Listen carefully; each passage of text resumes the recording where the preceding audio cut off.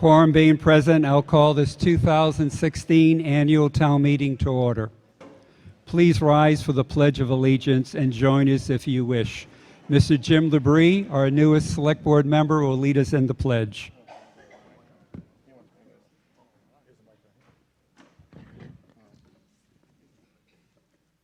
Pledge allegiance to the flag of the United States of America and to the republic for which it stands, one nation, indivisible, with liberty and justice for all. Please be seated. Thank you, Mr. Labrie. When I was first elected moderator 11 years ago, I introduced a clearly stated voluntary Pledge of Allegiance. Our tradition since I've been moderator is to have citizens recite the pledge. This falls squarely within the moderator's right to regulate the proceedings. This is in the moderator's discretion, but is ingrained now as part of our tradition. Now and then we have a moment of silence. May we have that now, keeping with Southampton's culture for those who have moved forward, our friends and loved ones since we last met.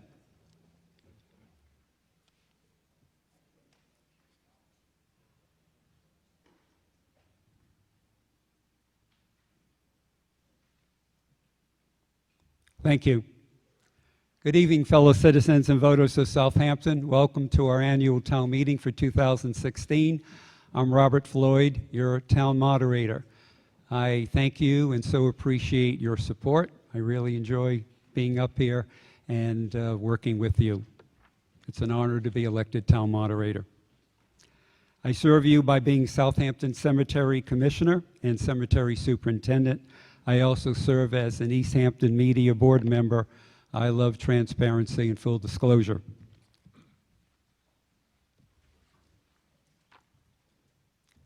Warrant return, Town of Southampton.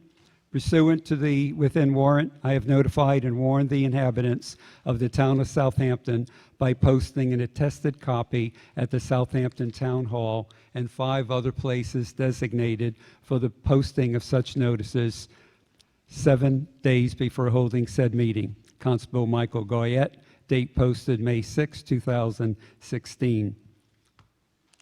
And you are directed to serve this warrant by posting up attested copies thereof of 6 usual places in town, 7 days at least before the time of holding a meeting. Board of Selectmen Charlie Kinnicky, Jacqueline Sears, James Labrie, John Martin signed it. Michael Goyette, Constable.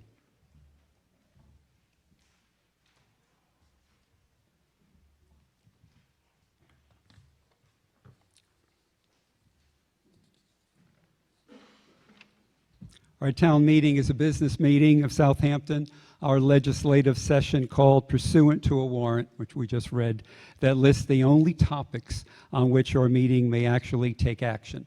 This town meeting will be taped by our community access commercial free TV, Easthampton Media, or Channel 191. It is scheduled to be broadcast in a day or so at 6 o'clock and perhaps the day after and the day after. Deputy Moderator, I wish to publicly thank Carl Keener for his first successful year as Southampton's Deputy Moderator. Without objection, Carl Keener will be permitted to continue as Deputy Moderator for 1 more year. Unanimous. Congratulations. Will our elected Town Clerk, Janine Domina, administer the oath of office now, please?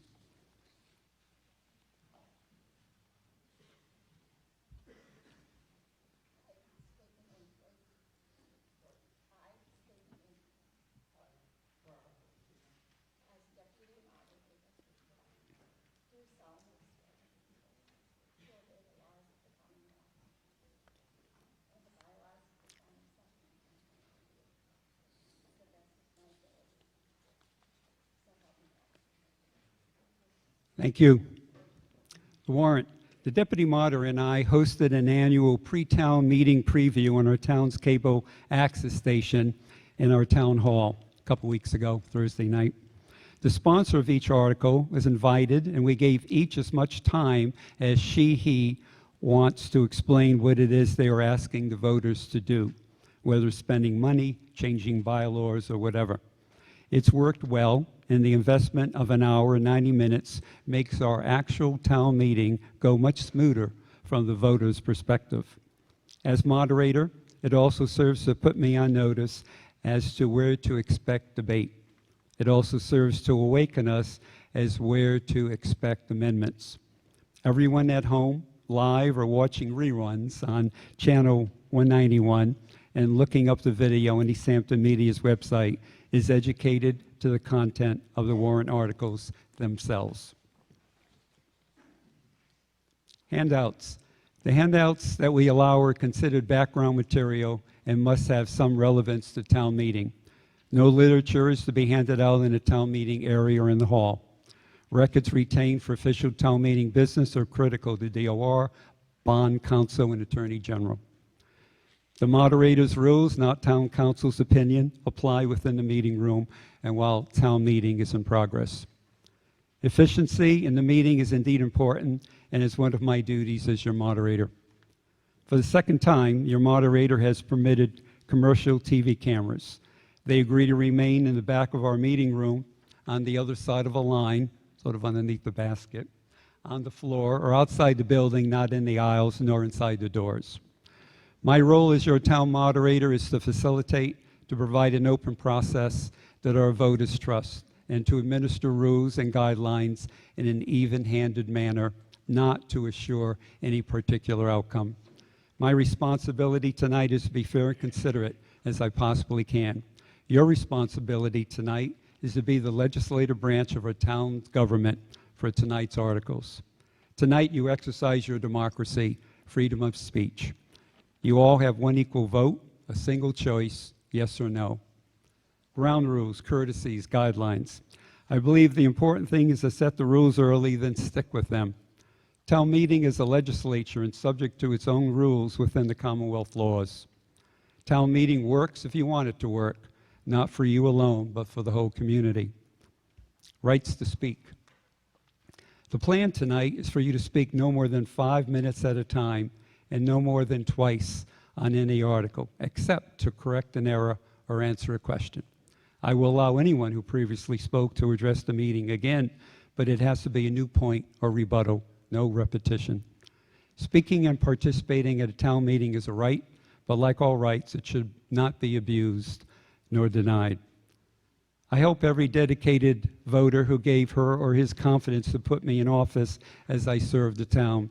So if your inexperience here holds you back, allow me to walk you through the process. Step up to the mic and we'll work together. I continue to make all the procedures clear to everyone. This has led to a much smoother running town meeting and more knowledgeable voters who are pretty consistent, well-informed, and ask good questions. Procedures are being used to accomplish things instead of manipulating the proceedings. When some of the less used motions are moved, I can explain how it works. It's a huge time saver and removes confusion on the floor. Everyone knows what the motion is, what it does, and why it is being invoked. Before you vote yes or no, you individually are free to question, to amend, and to table any motion that is to legislate, all in a civilized way. No comments of a personal nature, no naming of names are to be made. The previous speaker is good enough, not Ms. or Mr. So-and-so. Rude behavior, especially shouting, bullying, lecturing, and personal attacks will not be tolerated. Anyone unwilling to comply with these rules will be removed after the third warning. So let this be our first warning. Ready to contribute something new? Please approach the microphone up front, stand in line, and be recognized in turn. First come, first heard. State your name and address clearly. All discussions must be relevant to the particular motion before us, the merits or lack thereof of the motion. Please face me, your town moderator, with your opinions, questions, and answers.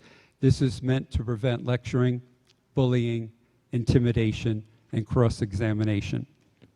I will only recognize speakers standing at the microphone unless it's a point of order. And if you think I've stepped over the bounds, just stand up, scream out, point of order, Mr. Moderator, and you have my undivided attention. When a majority leans towards approving or denying, does not make it true. Simply because someone states something, it does not make it true. When a majority leans towards approving or denying, it does not make it right by itself. Listen courteously and then vote exactly as you think right.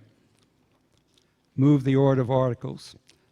In my experience, if there is a clearly stated and logical reason to move an article to an earlier position for consideration, there will be no objection. Yet, I will ask if there is objection. If there is objection voiced, we then await a motion and see if it secures the votes required. Any motions to move? Seeing none, will continue. Outside speakers. Without objection, these non-voters with an interest or expertise will be permitted to speak at the meeting. And this is our culture. This is what we do. Now I'll read each one individually. Mark Wamsley, Land Conservation Manager, Kestrel Land Trust, Amherst, Massachusetts. Without objection.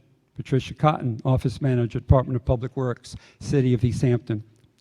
Without objection. Jessica Allen, Town Planner, City of Easthampton. Without objection. Rosemary Arnold, Advisory Council Member, Kestrel Land Trust, Holyoke. Without objection. Patricia Gambarini, Member, Barnes Aquifer Protection Advisory Committee, Senior Environmental Planner, Pioneer Valley Planning Commission, Easthampton. Without objection. Mary Lou Splain, Office Manager, Kestrel Land Trust, Easthampton. Without objection. Professor Robert Newton, Professor of Geosciences, Smith College, Northampton. Without objection. Mark McCluskey, PE, Senior Civil Geotechnical Engineer, Hudson Design Group, Holyoke. And those will be for the Cook County Road Open Space and Drinking Water Protection article. For the solar, I need to add one. Robert J. O'Connor, Certified General Real Estate Appraiser, Mass Lights, is number 333. Without objection for a solar article, Jim Barry, Green Communities, Inc.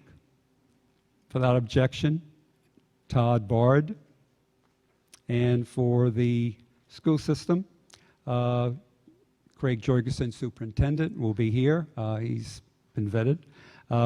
Without objection, Principal Smitty, Hampshire Regional High School.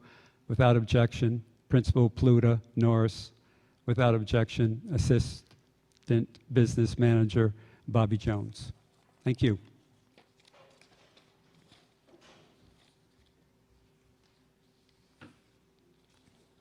Thank you for your patience and respecting everyone tonight. These guidelines will assist us in a more efficient meeting. May I hear a motion for Article 1, please? Mr. Moderator, I move the town to vote to hear presentations of the Richard C. Allen Educational Awards sponsored by the Southampton Highway Department and Transfer Station. Motion made. Do I hear a second? Second. Motion made and seconded. Who would like to speak on this quickly? Just announce what it is. Randall Kemp, Highway Superintendent. Mr. Moderator, it is my pleasure to announce this year's recipients of the Richard C. Allen Memorial Scholarship Award. Mr. Allen served Southampton for over 20 years on numerous boards and committees. Prior to his time in our town, Mr. Allen served for 18 years as a selectman in Brimfield, Mass. Mr. Allen's service to his community set an example for others to emulate. It is in his honor that this award is named. I'd like to also acknowledge the board, commission, and committee and other volunteers who are here with us tonight or watching at home who helped to keep this. And this is the presentation. We're going to continue. All in favor, say aye. Aye. Opposed? It's unanimous. Please continue. Okay. All the volunteers that are here tonight that keep this town running, thank you. This award is made possible through donations of nickel returnable cans and bottles from the public and through the efforts of the Southampton Highway Department and Transfer Station. This year we have 3 $500 recipients. Would Bailey Walunas come up? She's going to be studying.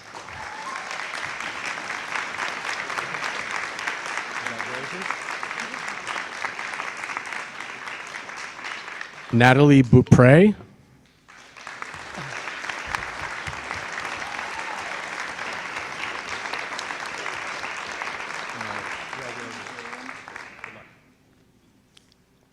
And Olivia Webster.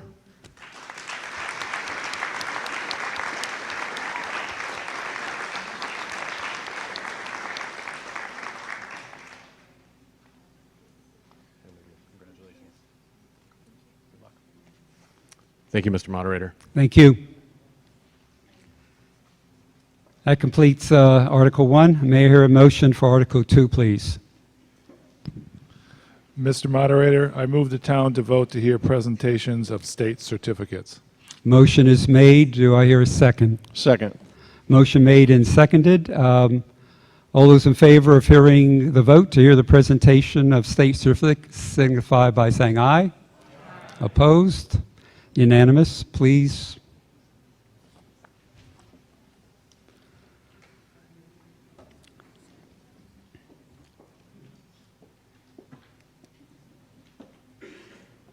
Mr. Moderator, this year we would like to acknowledge our appreciation. Just a little closer. Okay. This year, we would like to acknowledge our appreciation to retired Police Chief David Silvernail for his many years of dedicated service to the town.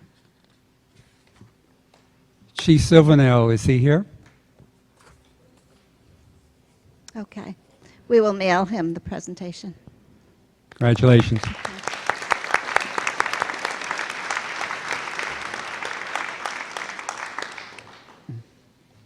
May I hear a motion for Article 3, please? Mr. Moderator, I move the town vote to allow speakers to jointly face town meeting members and town moderator while speaking. I rule the motion out of order. Please sit down. As it exceeds the authority of town meeting and that it interferes with the town moderator in the execution of his duties. By statute, the town hall has no control over town meeting process.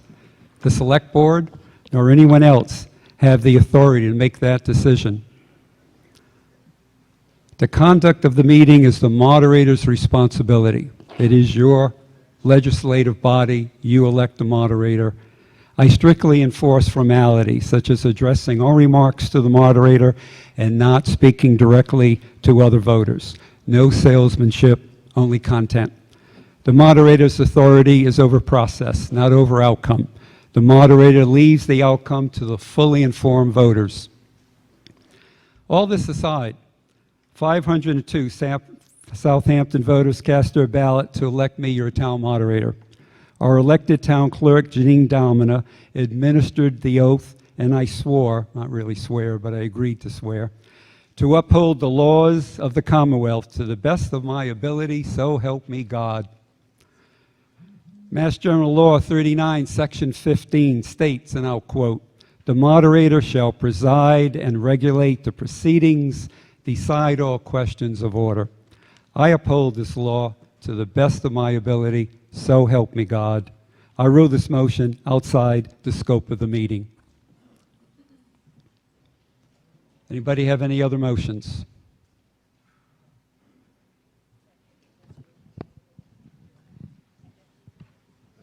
The article is open.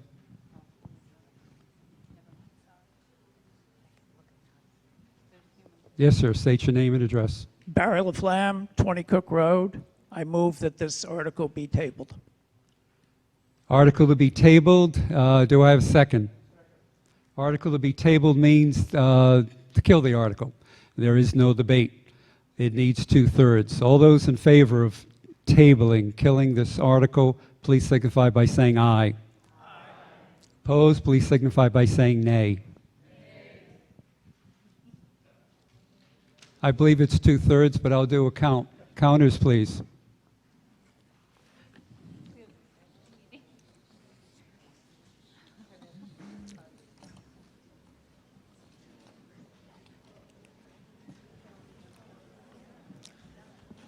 Counters?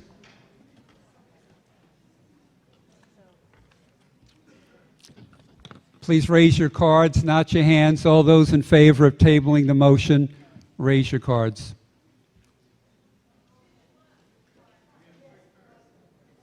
Raise your hand high, nice and high, Jeff. So we can see. Well, don't flash.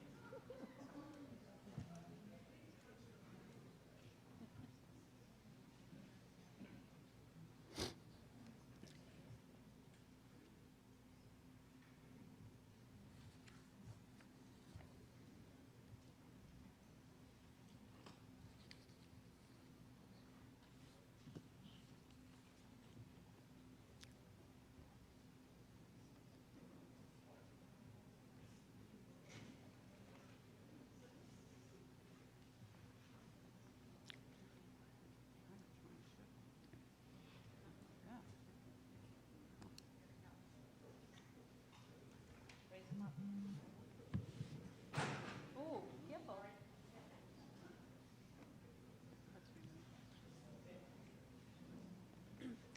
51.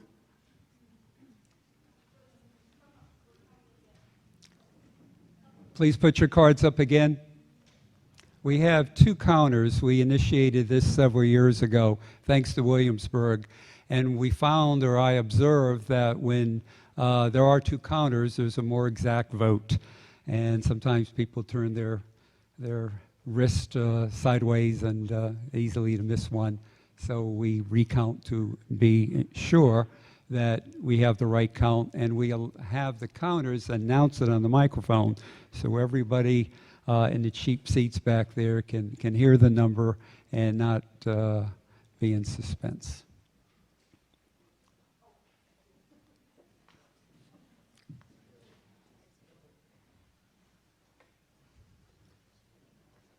$31.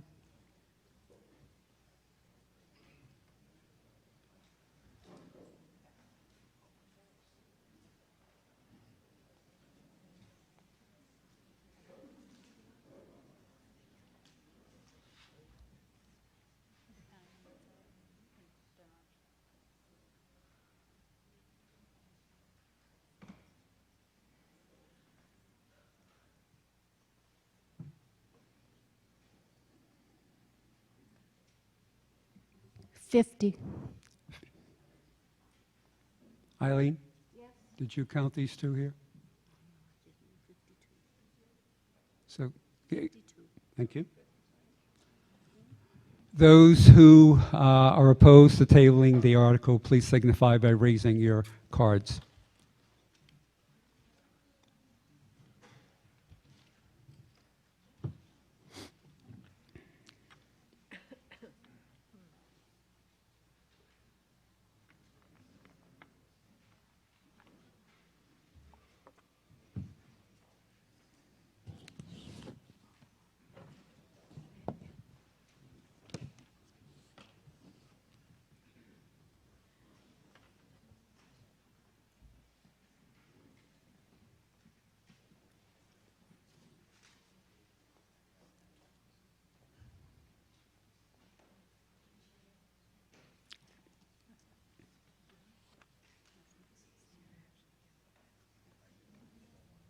$16.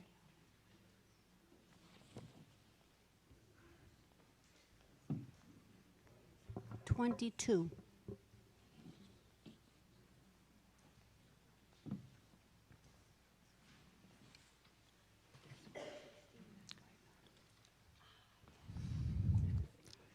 The motion to table passes. We will now go on to the next article. May I hear a motion for Article 4, please?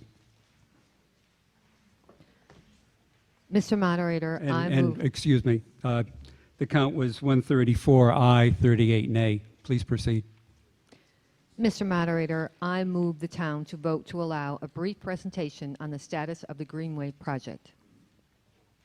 Motion made. Do I hear a second? Second. Motion made and seconded. Who would like to speak on this? And all in favor of giving a brief presentation on the Greenway, signify by saying aye. Opposed, signify by saying nay. Please proceed.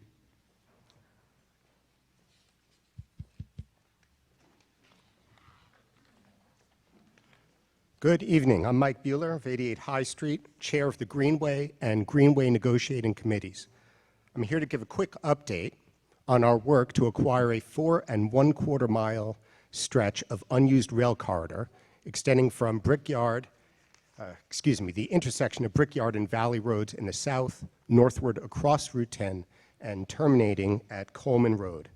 Once the corridor is acquired, our intent is to begin the design and ultimately the construction of a recreational trail, which will begin at where the corridor crosses Route 10 and extend up to Coleman Road, where it would meet the Manhan Rail Trail, providing users the opportunity to travel into Easthampton, to Northampton, and, should they choose, beyond. In November 2012, town meeting overwhelmingly approved the purchase of the corridor for the appraised value of $340,000. The purchase was contingent on the town's winning of a grant from the state known as a land grant, which would provide 2/3 of the purchase cost. The rest to be provided by community preservation funds. The town, a few months later, was subsequently awarded the land grant, and believe it or not, since then we've been in negotiations with the railroad. Despite the slow process, the negotiations have actually been going quite well. But they've also gone much more slowly than we could have imagined, due largely to the involvement of a third party, being Massachusetts Department of Transportation, which had considerable turnover with the arrival of the Baker administration, as well as turnover at our counterparty at the railroad. Right now, there are just a couple of sticking points remaining, and we're confident that quite soon we should be able to finalize an agreement with the railroad for purchase of the corridor. The other issue is funding.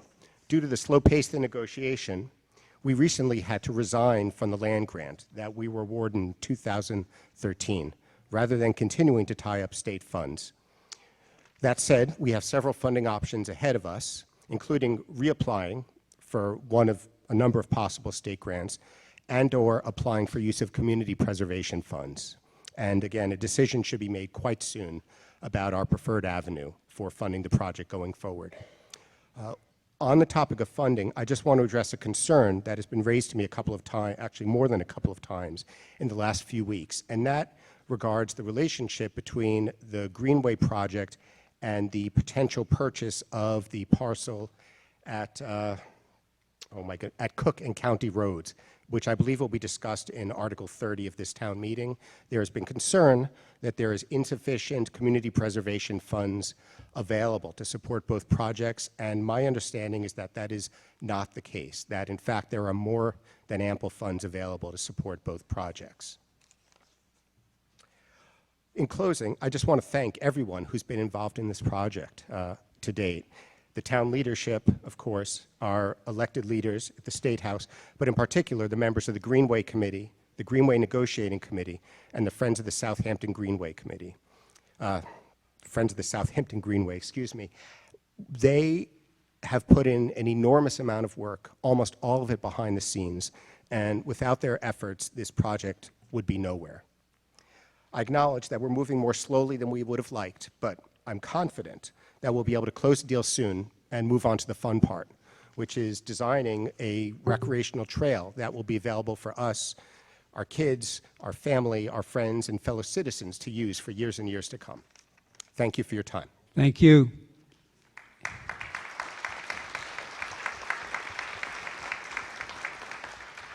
Any questions, any comments? Seeing none, may I have the motion for Article 5, please?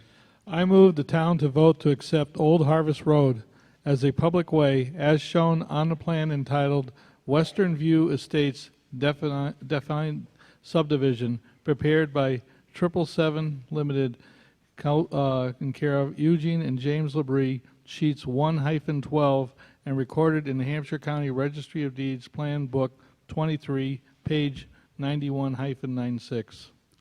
We have a motion. Do I hear a second? I'll second. A motion made and seconded, and attachment A refers to this article. Who would like to speak on the motion?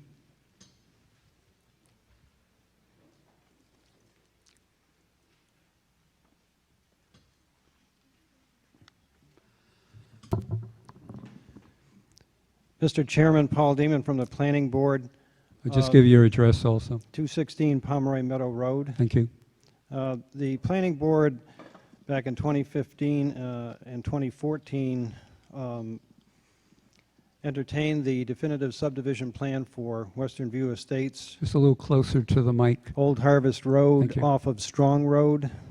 After following all the criteria, following the subdivision rules of the state of Massachusetts and the zoning bylaws of the town of Southampton, and under the endorsement of Randall Kemp, the highway superintendent, who did a final inspection, the planning board is moving this forward to the town for road acceptance. Thank you.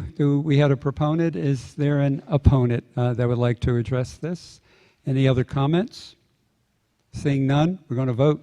All those in favor of the motion under Article 5, please signify by saying aye. Opposed, please signify by saying nay.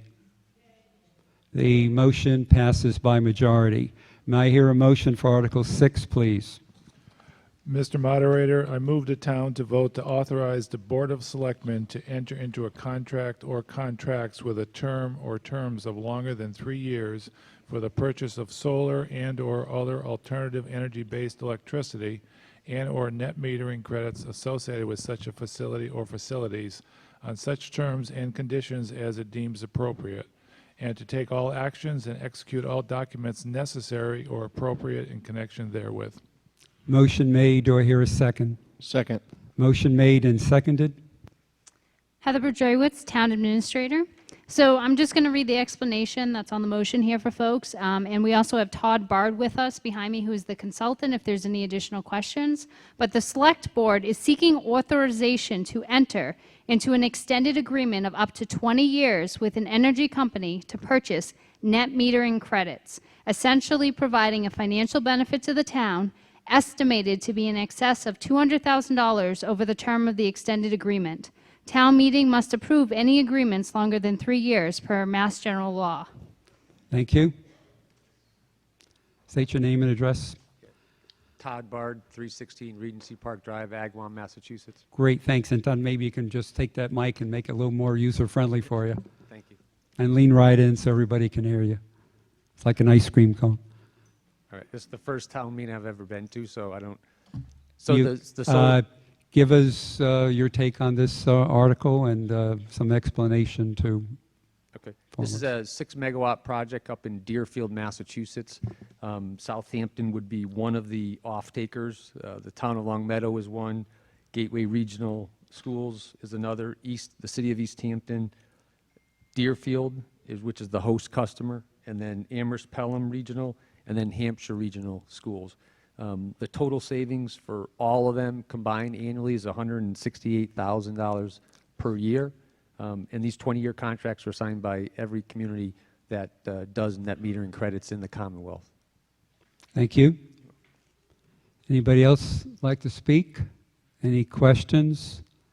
Any comments? Seeing none, we'll vote. All those in favor of the motion under Article 6, and it needs a majority only, sorry, not a two-thirds, please signify by saying aye. Opposed, please signify by saying nay. The motion under Article 6 passes by majority. May I hear a motion for Article 7, please?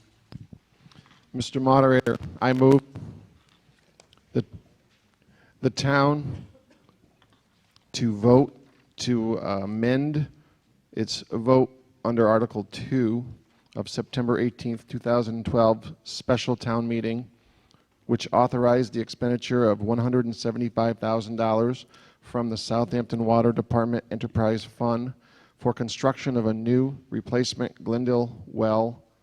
To provide, the said funds shall instead be expended by the Water Department for maintenance of the existing Glendale well and development of alternative sources of water supply.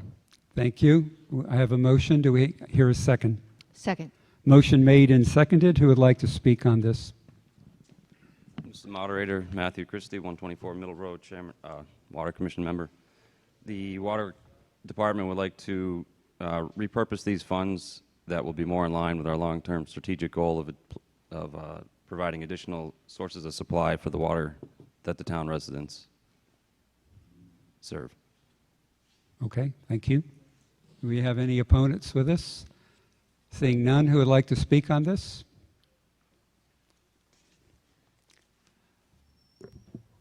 Good evening, Michael Rosenberg, 144 East Street, Chairman of the Finance Committee. When this article came before us, we originally recommended it. Well, we're not changing our recommendation. We would like the general public to know that the language in the article has changed since we recommended. Originally, it was only for the development of alternative sources of water supply. It is now, as listed in the article here, for the maintenance of the existing Glendale well and the development of alternative sources of water supply. So our question is, what is the split? Are we still using the majority of these funds for a new well? Is the majority going to be for maintenance of the existing well? Just clarification on where the money is going to be spent. And, Thank you. Thank you. Somebody answer that question, please. Mr. Moderator, Matthew Christie, 124 Mill Road again. We anticipate no more than $50,000 will be utilized to upgrade the mechanics of the existing well. The town has one source of water supply, one well, and it has no redundancy. Therefore, we feel prudent that we need to upgrade the mechanics of that well while we also search for an additional source of supply. Okay. And I do believe that there may have been a cross in the mail between what was approved by the Water Commission and what was presented to the Finance Committee. Thank you. Does that answer your question? Good. Any other comments? Questions? Going to vote. All those in favor of the motion under Article 7, please signify by saying aye. Aye. Opposed, please signify by saying nay. The motion under Article 7 passes unanimously. May I hear a motion for Article 8, please? Mr. Moderator, I move the town to vote to amend the zoning bylaws for the town of Southampton by amending Section 16, solar electric generating facilities. Motion made. Do I hear a second? Second. Motion made and seconded. Who would like to speak on this? And by the way, this requires a 2/3 approval. Mr. Moderator, Paul Deeman again from 216 Pomeroy Meadow Road, Planning Board. The Planning Board revised the original solar bylaws that we adopted in 2014 due to the ever-changing demand for solar power in the town, and this only affects ground mount installations anywhere from 16 kW to over 500 kW. Thank you. Anybody want to speak an opponent? Seeing none, any other comments, questions? If you have any comments or questions, you can get in line behind the previous speaker.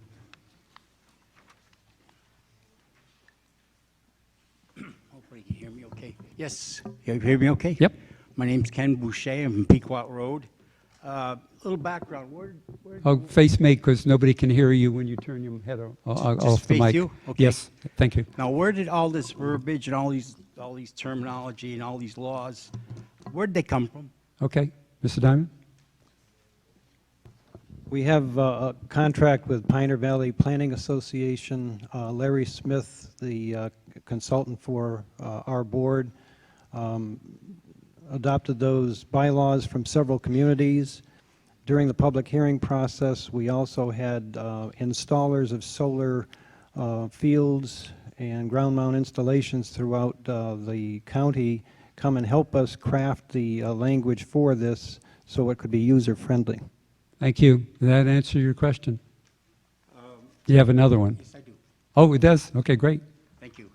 Is anybody using these exact rules, regulations, or something very similar? You need to speak in the mic so at least I can hear you. Sure, okay. Thank you. Is Again- anybody using this currently? Yes, Okay. correct. Okay, that's your question. Similar rules. Yep. Several communities. Okay, name them. We have Hadley, Amherst, Hatfield, Northampton, Easthampton, Palmer. I could go on and on. I could check on that as well, right? Okay, thank you. Thank you. Cheers. Any other questions, comments? Seeing none, we're going to vote. This requires 2/3 approval. All those in favor of the motion on Article 8, please signify by saying aye. Opposed, please signify by saying nay. The motion under Article 8 passes unanimously, therefore meeting the 2/3 requirement. May I hear a motion for Article 9, please? I move that the town to vote to enact Article 38 of the Town of Southampton General Bylaws entitled Stretch Energy Code for the purpose of regulating and design and construction of buildings for the efficiency use of energy pursuant to Appendix 115.AA of the Massachusetts Building Code 780 CMR, the Stretch Energy Code, including fixtures, additions, future additions, amendments, or modifications thereto, with an effective date of January 1st, 2017. I hear a motion. Do I hear a second? Second. Motion made and seconded. Who would like to speak on this? Thank you, Mr. Moderator. My name is Jim Berry. I live at 162 Shea Avenue in Belchertown, Mass. I work for the Commonwealth of Massachusetts. 7 years ago, I was a member of the planning of the Board of Selectmen in Belchertown when the Green Communities Act was passed.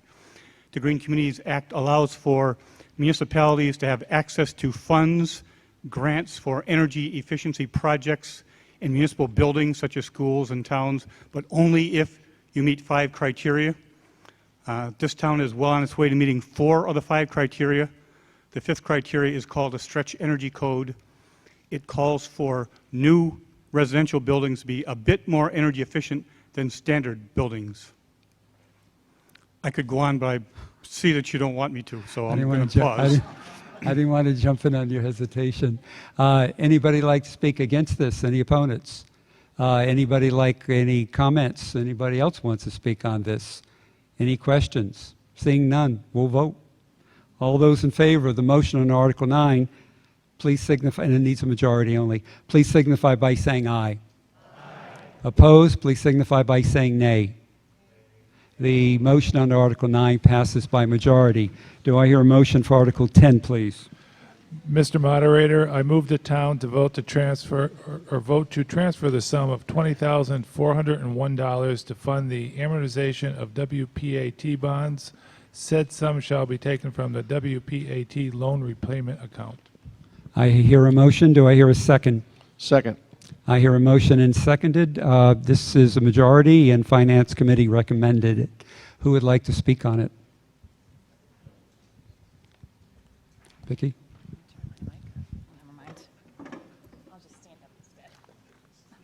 Yeah, exactly.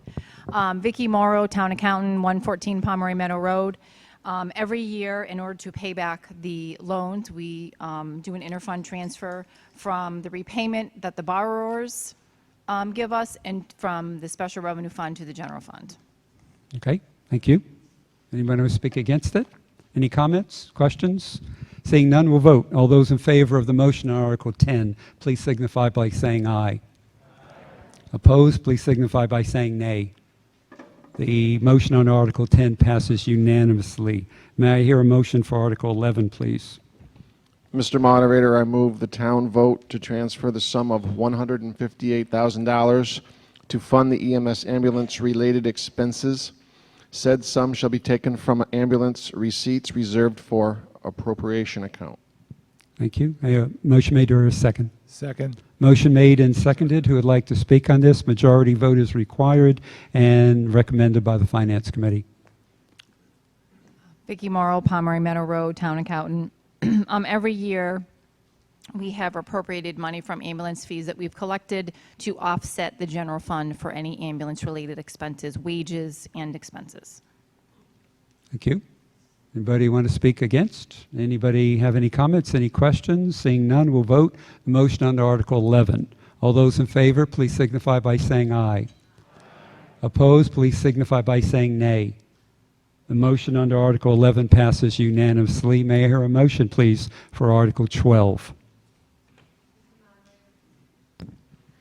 Mr. Moderator, I move the town to vote to appropriate the sum of $207,613 for the Transfer Station Enterprise Fund, or take any related action related thereto to be funded from the following sources. Okay, the first one is permits for $75,000, charges tipping $35,000, bag fees $79,050, recycling dividends $10,000, small scale initiative grant $750, investment income $0, retaining earnings $0, WPAT subsidies $7,813, with a total of $207,613. To be expanded as follows: wages $27,812, operating expense $142,280, debt and service, principal and interest $0, thank you. Indirect cost $13,996, with a total of $207,613. Motion made. Do I hear a second? Second. Motion made and seconded, majority vote required, to be determined by the Finance Committee. Who would like to speak on this? Randall Kemp, Highway Superintendent. Yep. The Transfer Station Enterprise Fund is set up so that revenue from resident user fees into the fund cover the expense to run the transfer station. Decreasing revenues have made it necessary to implement the following changes in operation of the transfer station in the new fiscal year. The minimum tipping fee for items will increase from $5 to $10, and the transfer station will be reducing the number of days open from 3 to 2. It will be closed on Thursday, but will remain open on Wednesday and Saturday. Thank you. Michael Rosenberg, 144 East Street, Finance Committee. We do recommend this article. Finance Committee recommends. Any opponents to this? Any comments? Any questions? Seeing none, we're going to vote. Majority needed. We're going to vote on the motion for Article 12. All in favor signify by saying aye. Opposed, please signify by saying nay. The motion under Article 12 passes by majority. May I hear a motion for Article 13, please? Mr. Moderator, I move the town to vote to appropriate the sum of $615,408.40 for the Water Enterprise Fund, or to take any related action relative thereto, to be funding from the following sources: water charge, $510,000. Hookup charges, $36,616.63. Investment income, $1,000. Retained earnings, $12,000. WPAT subsidies, and I don't know what the acronym stands for, $55,791.77, giving us a total of $615,408.40. To be expended as follows: salaries and wages, $141,626.40. Operating expenses, $141,233. Capital outlay, $55,000. Debt service, $219,705. Indirect cost, $57,844, giving us a total of $615,408.40. Motion made. Do I hear a second? Second. Who would like to speak on this, please? Matthew Christie, 124 Middle Road, Water Commission. This article represents the Water Department's budget for fiscal year 17, and it's similar to the transfer fund. All the funds raised through the expenses, or charges from the listed above. Just a little closer, Matt, to the mic. They like ice cream cone. The charges that are listed here allow us to operate the Water Department in a balanced fashion. Thank you. Any opponents? Anybody like to speak on this? Michael Rosenberg, 144 East Street, Finance Committee. The Finance Committee does not recommend this article because it includes salary increases beyond the Select Board guidelines for FY17. Thank you. Just a little, I guess, get right in like it's an ice cream cone, Mark. The Finance Committee does not recommend this as it includes salary increases beyond the Select Board guidelines for FY17. Thank you. Anybody would like to speak, just come on in, down the aisle, get in line at the mic. Pat Fabosi, 83 Pleasant Street. My question is, did we purchase water from Easthampton last year, and is that so reflected in these numbers? Thank you.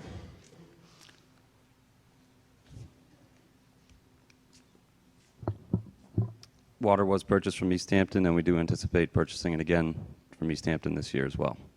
Okay, does that answer your question? Did you hear the answer?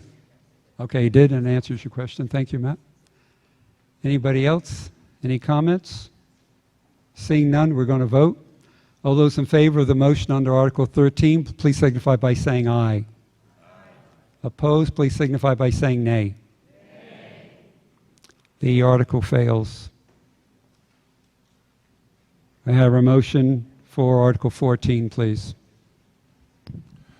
Mr. Moderator, I move the town to vote to fix salaries of all elected officials for the fiscal year 2017 for the period of July 1, 2016 to June 30th, 2017, and further, to raise and appropriate monies as identified in the town's omnibus budget as attached for such fiscal year. Motion made. Do I hear a second? Second. Motion made and seconded. Who would like to speak? And the moderator reserves the right, as we do every year, to divide the question. I believe it's too much, 15, 14 million, to vote all in one. So we divide it into 9 sections, and I would ask Heather, the town administrator, to announce the title of that account and the amount, and a sentence or two on it.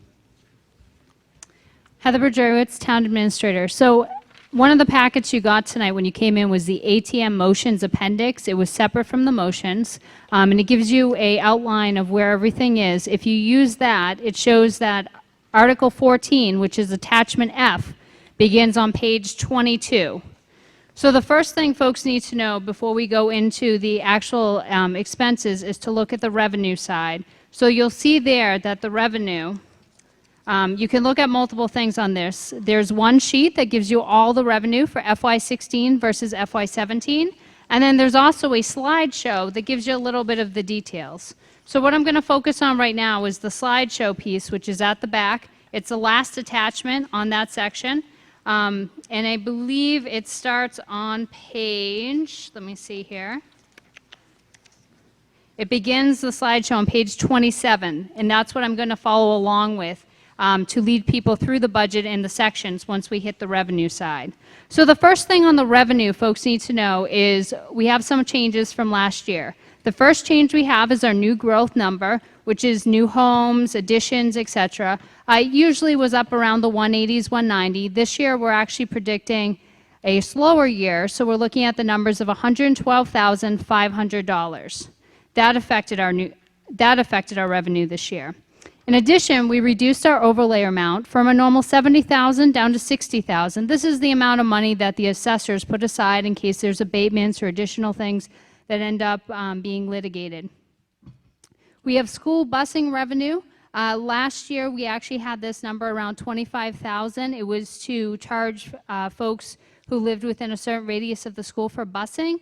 Busing fees, as we understand it, will still be implemented, but this year only for school choice. So that number has been reduced from $25,000 last year to $8,100. You have the ambulance receipts reserved for appropriation, or the ambulance fees, which was an article that was earlier done.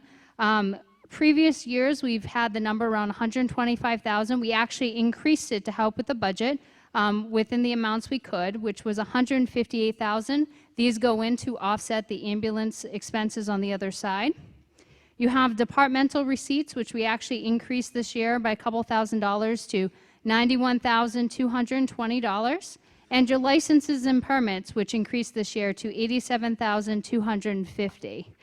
Those are the major pieces that we have. If you turn the page to the next slide, you'll see revenue summary. So this gives us the balances. Again, you do have a full sheet that breaks everything down for you, but this is more of a summary sheet. So on our property levy tax, that's one of the elements of our revenue. Our total this year is going to be $11,020,834, which is approximately a 3% increase from last year. You have the educational aid, which is your next section. Actually, educational and non-educational aid make up the same section there because they both come from funding from the state. The number for the total school aid from the state this year is currently predicted to be $2,519,348. You also see this new thing under non-educational aid called less state assessments. This year we modified how the budget was set up. Similar to modifications last year, we're always aiming to improve. And in our improvements this year, the auditors had advised us that we should be taking the state assessments, meaning charges that we have for certain services that the state provides and assesses us under this section, and we did so instead of putting it in as income and then taking out as expenses later. So you see a negative number at that point at $108,773, or I think that's 73. I'm looking at much smaller numbers here. The next one is the total non-educational aid, which comes in at $568,337. This is general governmental aid. And then you have the total cherry sheet total for local aid, meaning the total sum of all those categories in the educational, non-educational aid, minus the assessments together at $3,087,685, which is approximately a 3% increase from last year. The next section that makes up our revenue is the local receipts revenue. Our total local source revenue is $1,274,432. And then you have other available funds. This includes indirect costs and others, which are again all detailed out on the revenue sheet, and that comes into $250,241. That puts our revenue predicted for FY17 at $15,633,191. Are there any questions on revenue? Any questions on revenue? Seeing none, proceed. Okay, the next section is the expenses. If you turn the slide to the next one, before I get into the specific expenses for each of the different sections as Mr. Moderator has requested, these are some overall things that you're going to see throughout. This year, we generally capped all the wages at 2% increases, with one exception, which I'll get into in a moment. We added no additional hours to positions and no new positions across the board.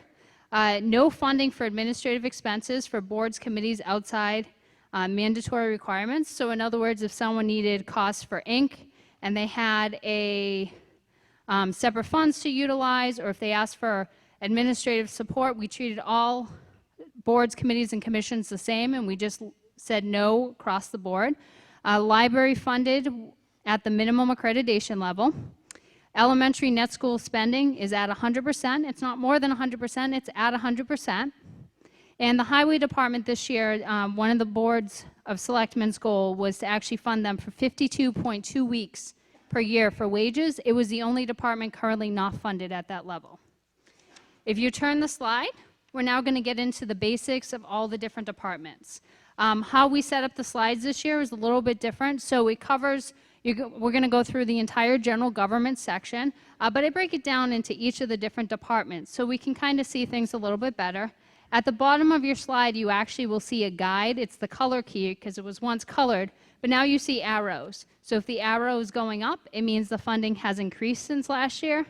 Arrow going down, funding level has decreased. Sideways, level funding. We did not use a symbol for 2% COLA because, again, we talked about that, and that's across the board in all the departments. And the last thing is this weird symbol, and that essentially indicates that there's a new line or we merge things from other lines.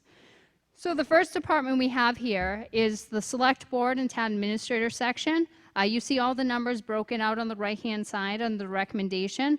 The ones that went up were the selectmen expenses by, I think, $53.80. Selectmen expenses for minutes actually went down.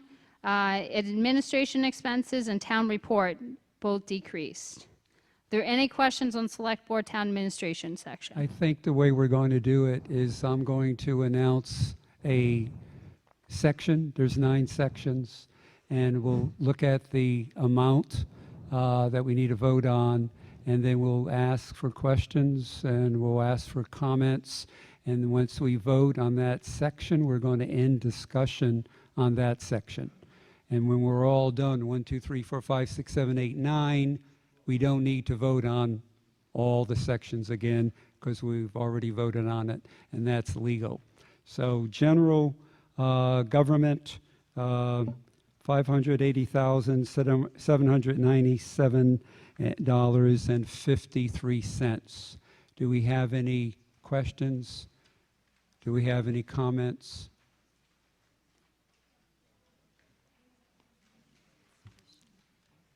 Seeing none, we'll vote. All those in favor of general government, please signify by saying aye.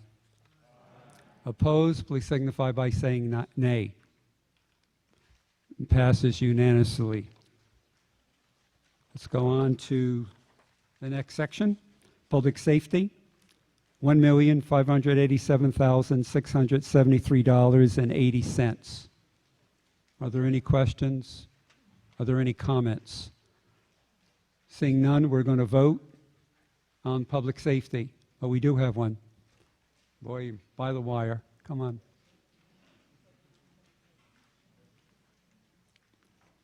Again, if anybody wants to speak, just come right up to the mic.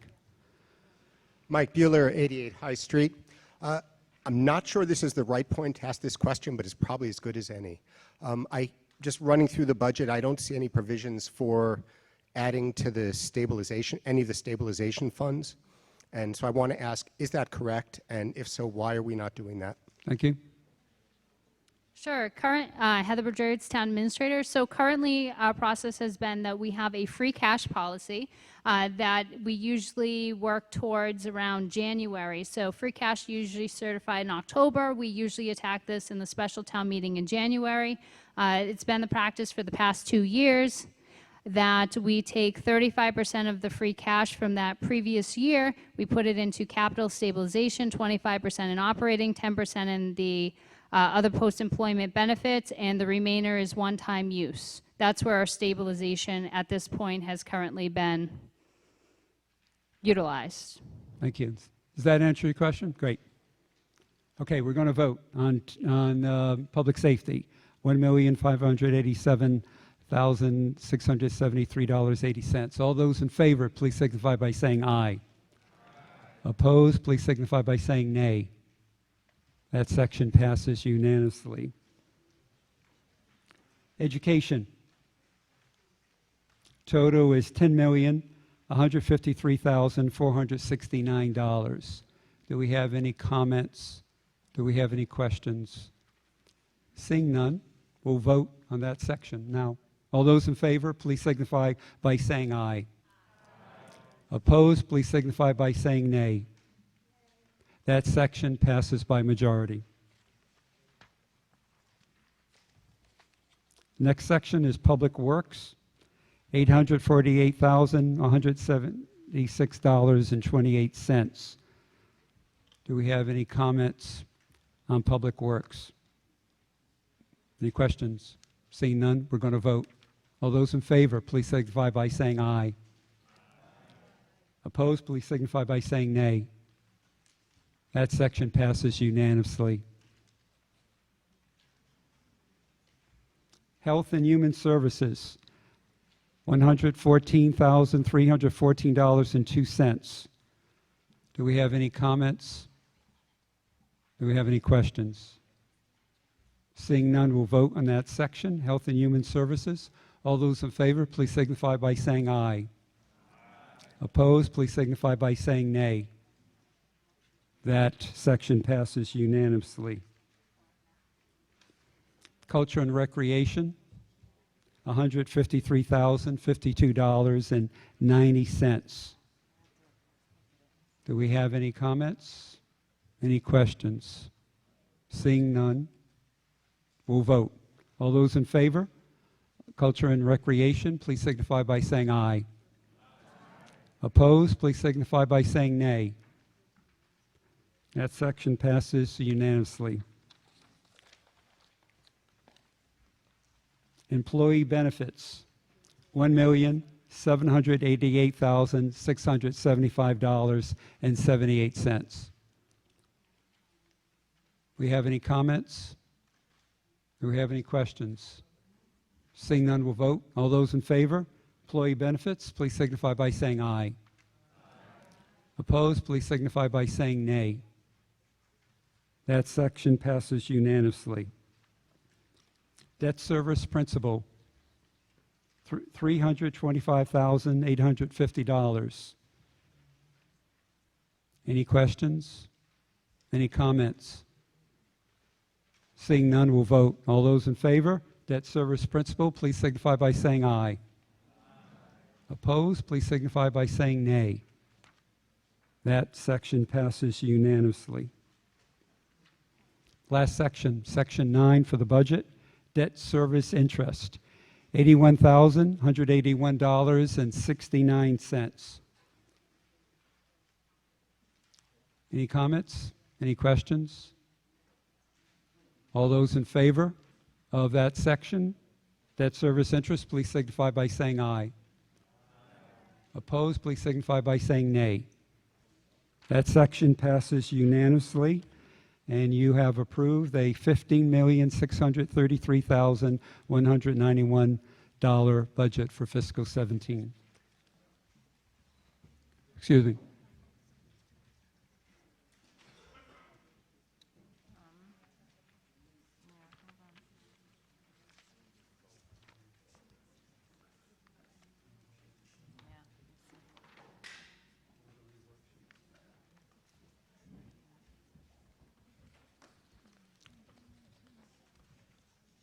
Thank you.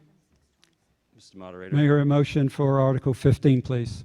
Mr. Moderator, I'd like to make a motion to reconsider Article 13, the appropriation for the Water Department Enterprise Funds. And what information has changed? The previous article, Article 14, that was just passed, includes indirect costs that were part of the Water Enterprise Fund budget. I don't understand your point. What information do you now have that we did not have when we voted on it? Mr. Moderator? Excuse me, I'm talking to him. You're not recognized yet. I have an additional explanation for the increased salary that was mentioned by the Finance Committee. I don't allow reconsideration for jockeying of position. I do allow it to correct an error, or in case we were to vote on a building and vote on the roof and the building's afire, then we reconsider. But there was no new information that you have now that wasn't requested with the article.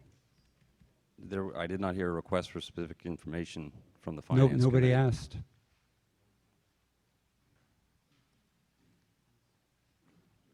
The question before the moderator is how do we deal with the omnibus budget if there's indirect costs that are part of the Water Department's contribution to that budget that are now not appropriated?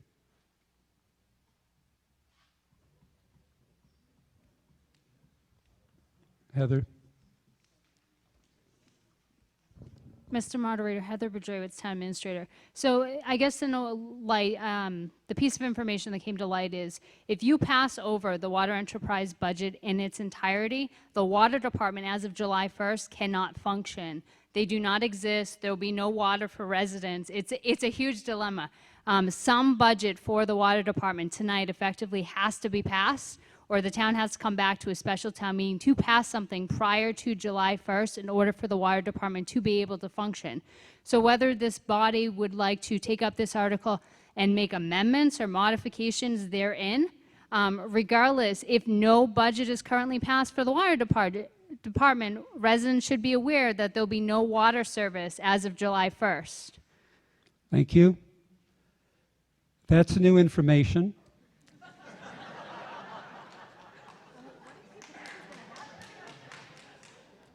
I can just see the look on Kiefer's face when we run out of water, but there is the brook.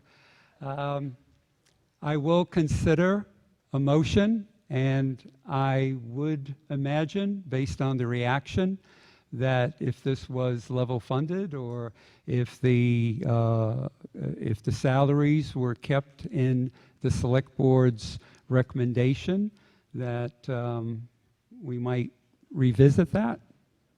Does that seem fair to everybody? I've not done this before. I've made a firm stand. There is no reconsideration.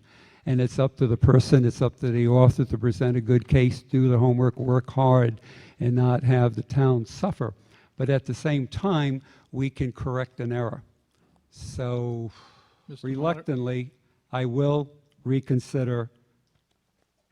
Is it Article 13? Sir? Mr. Christie? Yes, Article 13. Thank you. So we're reconsidering it, and we're not going to pass it the way it is. So I need someone to make a motion to amend this article. Yes, sir. Mr. Moderator, I motion that we take the salary and wage item and reduce it by 2% and move this article forward. I don't Okay. have the calculation of what 2% is. Well, we need that for, I have one. Okay, so which figure are we reducing? The $141,626.40. Okay. And we're going to have to reduce the hookup That charge? figure comes out, without my second checking it, to $138,793, and I did it wrong. Let me do it again. Well, amend my motion. Yeah, but I got 872. Oh, okay, and 87 cents. I move to amend the motion by reducing the superintendent's salary in exhibit attachment E only by 2% as presented, not the entire wages budget. I'll withdraw You my withdrawing motion. your motion? All in favor is withdrawing his motion, say aye. Withdraw it. Okay, so you have a new motion. I need- move. Yep. I move to appropriate, the town appropriate a sum of $615,480.20 less 2% of the operation the salary, the operator's salary budget presented in Exhibit E.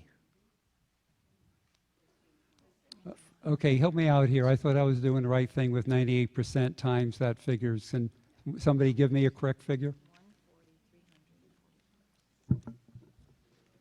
If I may continue to. Yes, please.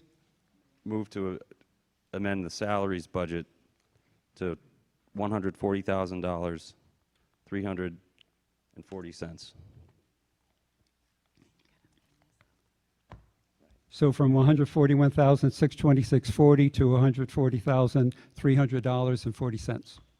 Correct. Okay, and that's in keeping with the select board's recommendation. Plus, we need to take and reduce I know. the water charge side, I know, too. but is that keeping in your That's keep- yeah. recommendation? Okay.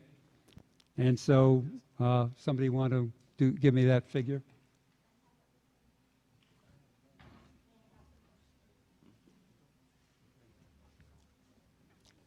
Mr. Christie, we need the motion, 2 copies, one for the moderators to read it, to vote, and one for the town clerk to record it in the minutes.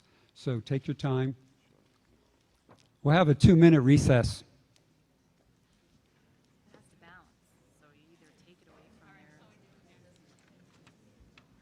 I don't think I can help, but I can look at things. Move to reduce the salaried line item to 140. I just want to make sure we correspondingly reduce this. Yes, they're working That on it. amount, okay.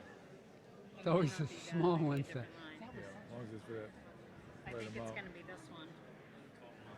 For Retained just earnings. the salaries, That's it's different. 140, 340. So you want to modify Article 13. So I move to modify, okay. So I move to modify the appropriated sum to, and we need to know what the total number is. when We're also subtract taking out above too. Got to take it out of here. So you're not going to take Same the money amount. you take away from salaries and move it to your expenses or balances. You're going to take it away from your revenue piece too, because it has to balance. Okay. I would That's take, fine. I think they're going to take, if I were you, I would take it from the, what do you call it?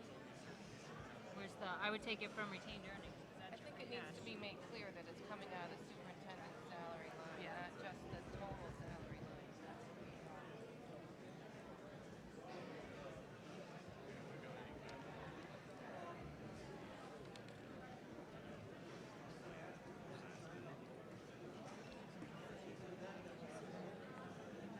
What are you looking at? I got mine.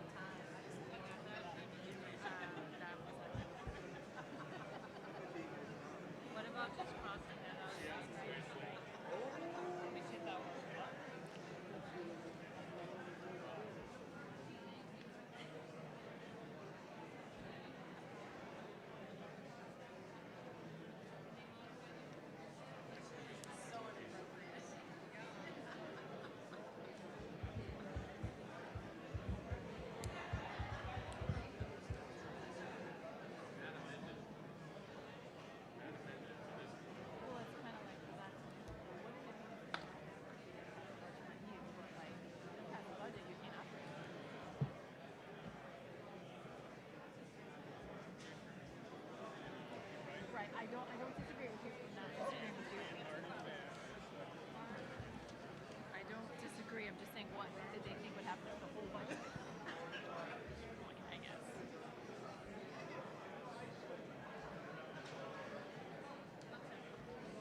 614, 08240.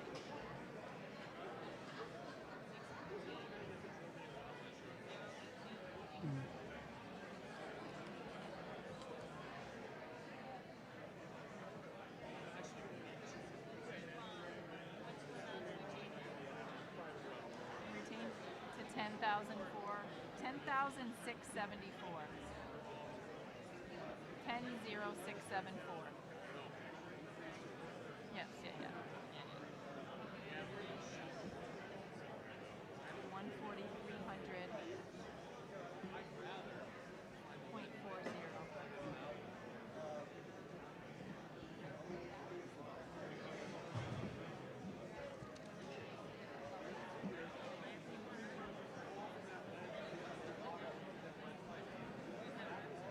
You only get a percentage of what you actually spend.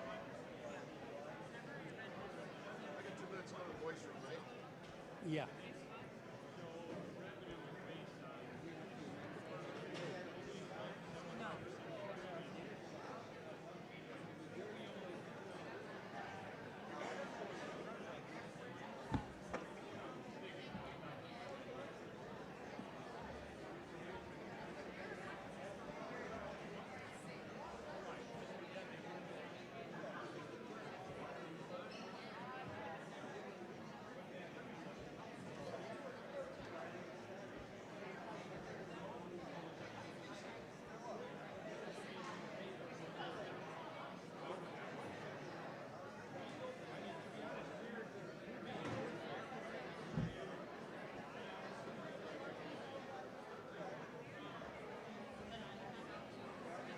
Okay, please be seated.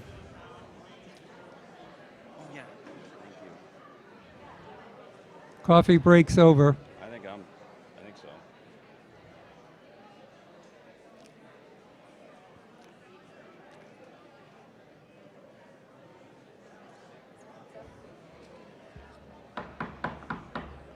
Please be seated.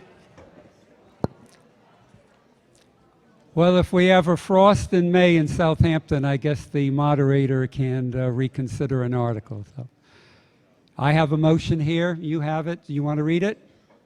Sure. I move the town vote to appropriate the sum of $614,082.40 for the Water Enterprise Fund or take any action relative thereto to be funded from the following sources. And just just mention the changes. The changes from what is presented are related to the retained earnings line. That has changed from $12,000. It is now at $10,674.40. And the salary and wages line has been reduced from $140,100. The total from $615,408.40 to $614,82.40. Correct. And the salary and wages from $141,626.40 to $140,300.40 for a total of $614,082.40. I have a motion. Do I have a second?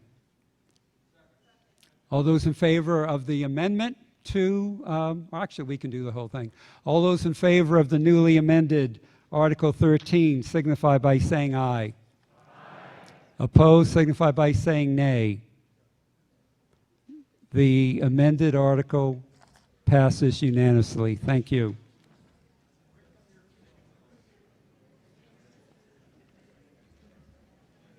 Motion for Article 15, please.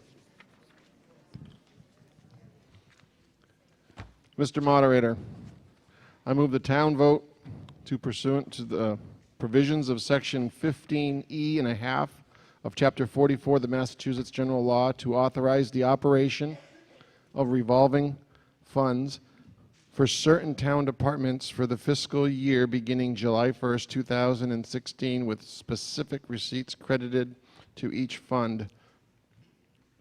The purpose for which each fund may be spent and the maximum that may be spent from each fund for the fiscal year as follows. Council on Aging van, $30,000. Dog license and control, $8,000.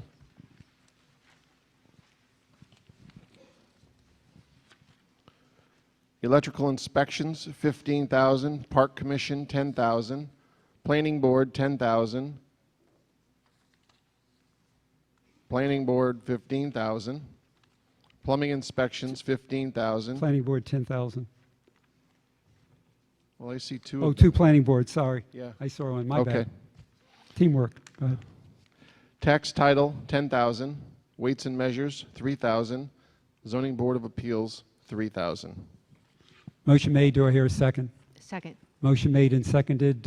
Somebody want to explain the revolving funds to everyone? Vicki Morrow, Town Accountant, Pomeroy Meadow Road. These are housekeeping issues that we have every year where we set a spending limit in order for these particular funds to be spent, and basically what happens is the collection of fees goes into the revolving fund, and then they get allocated out for expenditures. Thank you.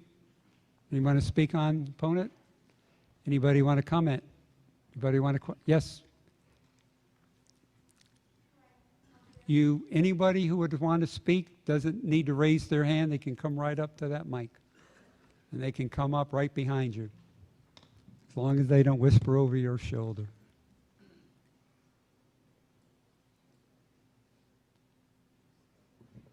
Do we in fact have a dog officer? Did you name and address? Oh, Colleen Cameron, Cook Road. Okay.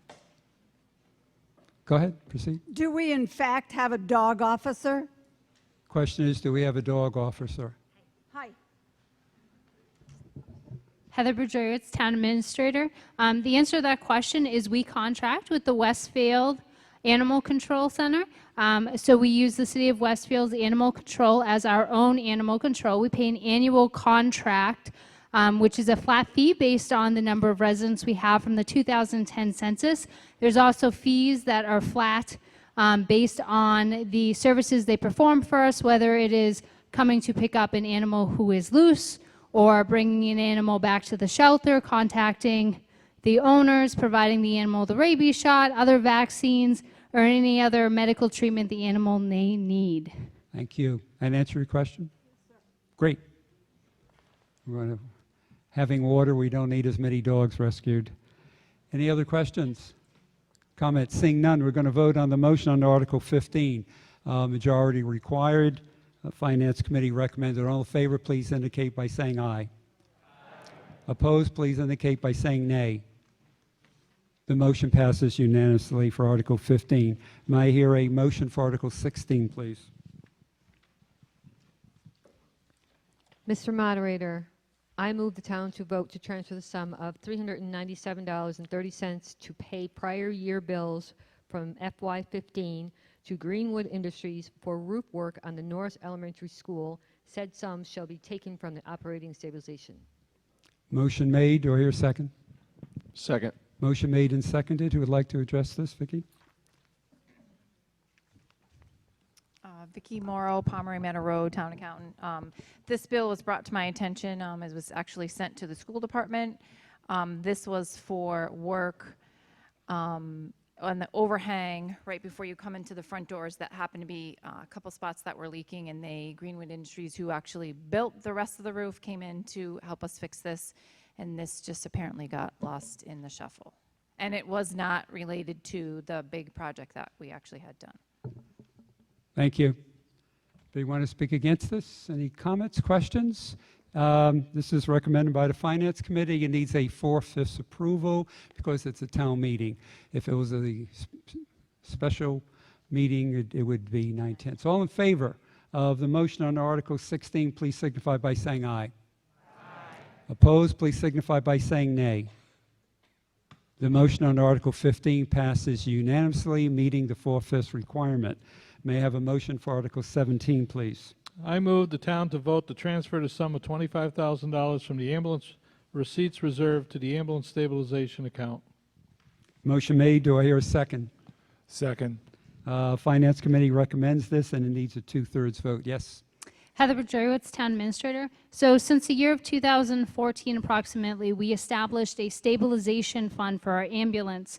What this essentially was we realized that we had an account, but we were taking from it to offset the ambulance related expenses like wages and other costs related there too. We wanted to make sure we had the money put aside for a new ambulance when the day comes that we will need one. So we have started a couple years ago, traditionally putting away $25,000 each year from the ambulance receipts reserved for appropriation of the ambulance fees account into this stabilization so that we have the funds there for an ambulance when the day comes. Thank you. Do we have any opponents wanting to speak? Do we have any questions? Do we have any comments? Okay, we're going to vote. The motion under Article 17 requires 2/3. All in favor, please signify by saying aye. Opposed, please signify by saying nay. The motion under Article 17 passes unanimously, meeting the 2/3 requirement. May I have a motion for Article 18, please? Mr. Moderator, I move the town to vote to transfer the sum of $5,451 from operating stabilization for 13 ballistic vests for the police department, provided, however, that such funds shall not be transferred, borrowed, and/or expended unless the town is approved for the Bulletproof Vest Partnership Grant from the U.S. Department of Justice and/or any other such sources in the amount of $5,451 or more. Motion made. Do I hear a second? Second. Motion made and seconded. This requires a 2/3 vote for approval, and the Finance Committee recommended. Who'd like to speak on this? So I'd like to start, Heather Bergerowitz, Town Administrator. So I'm just going to read the explanation in that's here. So this is essentially for 13 ballistic vests. The police chief is actually walking up, I think, behind me, so he could add more details if anyone has any questions. These vests are actually customized to each individual officer. They have about a 5-year lifespan. They can't be reused amongst other police officers. The total purchase price for these 13 vests is $10,902. But we are applying for the Bulletproof Vest Partnership Grant. This is a reimbursement grant. So ultimately, at the end of the day, we're going to be spending $5,451 from the operating stabilization, and we're going to get back, we're going to expend up front our side of the additional $5,451 that we'll absorb, and we will get reimbursed back from the state that additional funds. Usually we would go out to borrow for the additional money to cover it, but where it's such a low amount, we believe we'll be able to cover the additional $5,451 on our books. The other thing to keep in mind, again, this is contingent upon the receipt of the grant. If we do not get the grant, we do not expend the funds. Thank you. And you're right, Chief is right behind you. Good evening. So just quickly, these vests are have a 5-year life. They're warranted and guaranteed by the manufacturer for that long, and after that, we're kind of on our own if we don't replace them. The officers wear these every working day for 5 years, and what happens, the reason they only have a 5-year shelf life is the sweat, the daily sweat, and the wear and tear break down the Kevlar fibers, and so they figure about after 5 years, that's their guesstimate of that the vests should be replaced. Thank you. Anybody else want to speak? Any opponents? Any comments? Any questions? Seeing none, we're going to vote. Requires 2/3. All those in favor of the motion under Article 18, please signify by saying aye. All those opposed, please signify by saying nay. The motion under Article 18 passes unanimously, meeting our two-thirds requirement. May I have a motion for Article 19, please? Mr. Moderator, I move the town to vote to transfer $53,196 to the police department to fund the purchase of a new police cruiser with camera and laptop. Said sum shall be taken from the capital stabilization fund. Motion made. Do I have a second? Second. Motion made and seconded. Who would like to speak on this? The Finance Committee has recommended this, and it needs a two-thirds majority vote. Chief? So this vehicle would be a 2016 Ford Explorer utility all-wheel drive vehicle. It would be the second one added to our fleet. Right now, we have two 2011 Crown Vics. One of the mileages is 110,866, and the other one is 85,824 miles. Those are patrol vehicles that are on the road every day. We also have a 2008 Chevy Tahoe with 85,554 miles on it. That vehicle we've tried to reduce the mileage or keep the mileage low because it was a specialty vehicle and our only four-wheel drive vehicle at the time before the Explorers started to become police cruisers. They are not making the Crown Vics anymore, so we have decided to go with the Ford Explorer. It's an all-wheel drive, as I stated. It's safer for the officers, safer on wet roads. It's a much better vehicle with the all-wheel drive to get through the snowstorms and be able to answer any call that comes in. As it was stated, a laptop is included in that price, and a video dash camera, lettering for the vehicle, and equipment. There is a higher expense right now because we are outfitting a new style cruiser. So in the past with the Crown Vics, we were able to take from one Crown Vic and all the equipment out and put it into the new style because they never changed. Now we're trying to build from the ground up these new vehicles, and we have to have new cages and seats, the rear seats put in, and all the other equipment, lights and whatnot. So the price is a little higher due to that. However, when we get to a certain point, we will be able to then start outfitting the Explorers down the road with equipment from the ones we have now. And the cost will go down. Great. Great. Thank you, Chief. Any opponents to this? Any comments? Any questions? Seeing none, we'll vote on the motion under Article 19. All in favor, please signify by saying aye. Opposed, please signify by saying nay. The motion under Article 19 passes unanimously, meeting our two-thirds requirement. May I hear a motion for Article 20, please? Mr. Moderator, I move the town to vote to transfer $9,000 to the fire department to fund the purchase of firefighter turnout gear. Said sum shall be taken from the capitalization stabilization fund. Motion made. Do I hear a second? Second. Motion made and seconded. Vote required two-thirds and recommended by the Finance Committee. Chief? John Workman, Fire Chief.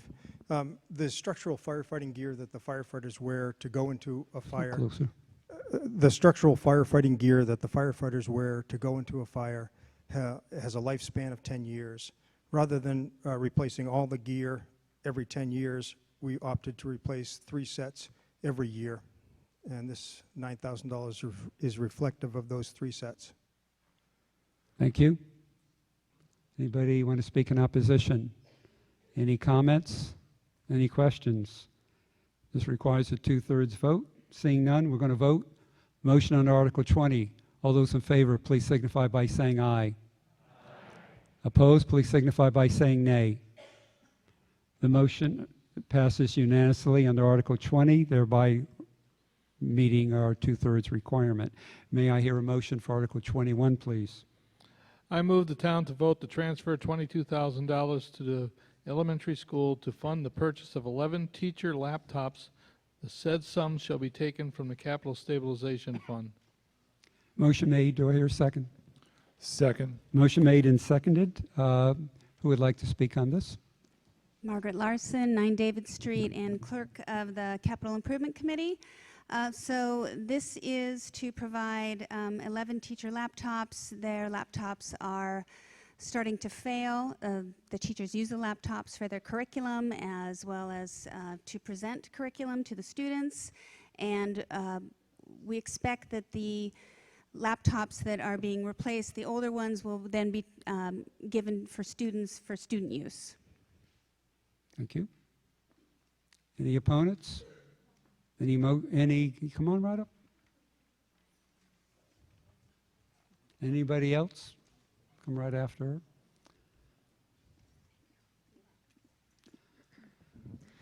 Hello, moderator. Aliza Pluta, principal at Did Norris you School. name and address? I am the principal here at Norris School. I'm 32 Richard Eager Drive in Holyoke. Thank you. I just want to make a correction. It's not 11 laptops. It's actually 22. 22. Yes.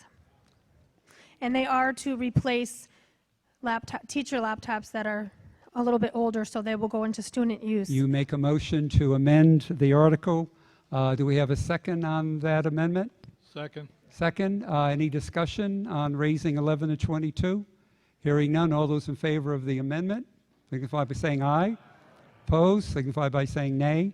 Okay, now we're going to talk about the whole amended article itself. Any other comments? Any questions? Seeing none, we're going to vote on the motion under the amended point of order? article. And we have more. Yes? Ms. Moderator, point of order? Yes? She's not a resident. Can she make a motion Yeah, she was vetted right at the beginning. to make motions? We vetted her right at the beginning. No, but to With make a mo- list of Okay. 18. Okay. 18 people. Oh, I see your point. I see your point. Thank you. Yeah, Well, please okay. do. Please make that. Okay, so, you can't. You have to be a resident. Thank you, Mr. Martin. All right, so first I did- Teamwork. So we need to amend that Yes, article. so I will amend that article to transfer $22,000 to the elementary school to fund the purchase of 22 teacher laptops. Said sum shall be taken from the capital stabilization fund. Thank you. We have an amendment. Do we have a second? And we're talking about the amendment from 11 to 22. All in favor of the amendment, please signify by saying aye. Opposed, please signify by saying nay. Now the amendment passes unanimously. Excuse me.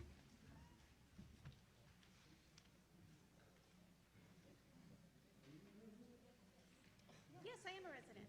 Oh, I didn't say that. I'm sorry. I said it before, but not You introduced yourself at the beginning. Now we're going to talk and vote rather on the motion for Article 21. All those in favor of the amended amended motion under Article 21, please signify by saying aye.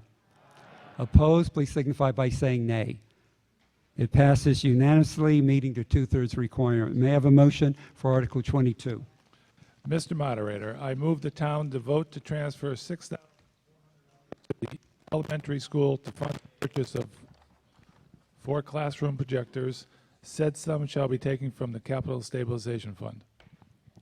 I have a motion. Do I have a second? Second. Motion made and seconded. Article 22, 2/3 votes required, and the Finance Committee recommended. Do we have somebody to address this? Margaret Larson, 9 David Street, Capital Improvement Committee. So these projectors, as with several of the projectors at school, are starting to deteriorate to the point where students cannot effectively see the screen. And there is a possible solution to reduce the amount of light by shutting blinds in the classroom, but then that doesn't enable students to see the teacher, and that also could possibly add to classroom management issues. And so the projectors are needed. The Capital Improvement Committee did go and observe the projectors in action, and we had a difficult time seeing them. Okay, thank you. Any opponents? Any comments? Any questions? We're going to vote on the motion on Article 22. All those in favor, please signify by saying aye. Opposed, please signify by saying nay. The motion on Article 22 passes unanimously, meeting our 2/3 requirement. May I have a motion for Article 23, please? Mr. Moderator, I move the town to vote to transfer $9,925 to the elementary school to fund the purchase of a security door retrofits. Said sums shall be taken from the capital stabilization fund. Motion made. Do I hear a second? Second. Motion made and seconded. Who would like to address this? Margaret Larson, 9 David Street, Capital Improvement Committee. Mr. Moderator, the way teachers currently access the school is by presenting an ID card, a security card, that enables them to get in. So they present it to the door and it clicks and they're allowed in. Unfortunately, there is an issue with some of the doors that if a teacher is on the inside and gets too close to the door, it will click and open for 15 to 30 seconds, which we feel presents a security risk. So we'd like to see that improved on behalf of the school. Thank you. Any opponents? Any comments? Any questions? Seeing none, we're going to vote on the motion under Article 23. 2/3 required is recommended by the Finance Committee. All those in favor, please signify by saying aye. Opposed, please signify by saying nay. Motion under Article 23 passes unanimously, meeting our 2/3 requirement. May I hear a motion for Article 24, please? And Virginia Ahart, as is the custom, will read the motions. You identify yourself. Virginia Ahart, 27 Fulmer Road, Chair and, of course, member of the Community Preservation Committee.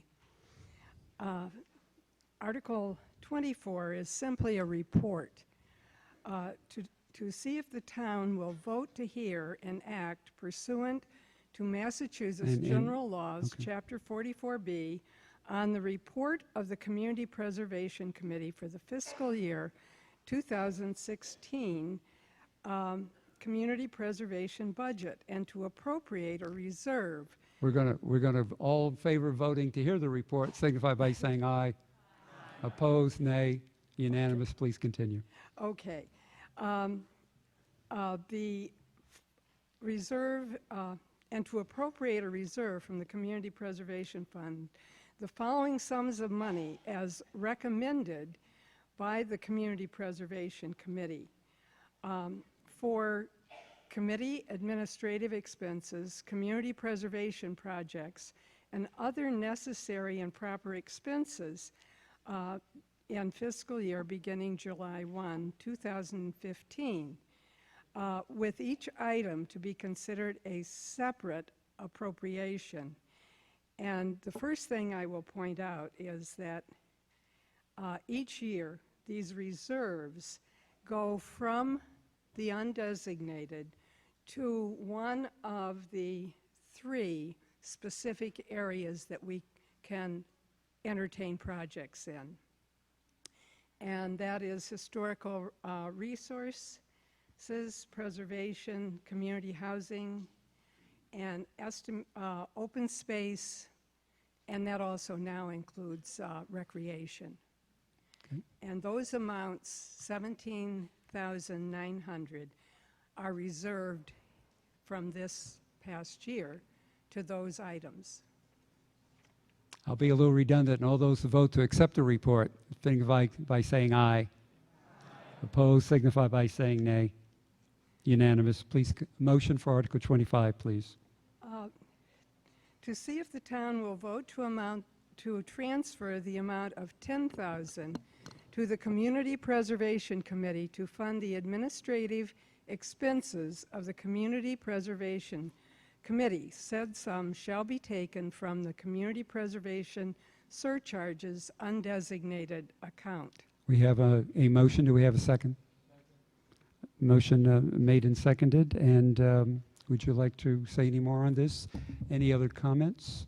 Any questions? Any opponents? Seeing none, we'll vote on the motion under Article 25. Majority is required. All those in favor, please signify by saying aye. Opposed, please signify by saying nay. Unanimous motion under Article 25. Motion for Article 26, please. To see if the town will vote to transfer the amount of $5,000 to the Veterans Grave Officer to fund the purchase of 10 flat markers for veterans' graves, and said sum shall be taken from the Community Preservation Surcharges Historical Preservation account. Motion made. Do I have a second? Motion, thank you. Motion made and seconded. Majority vote is required.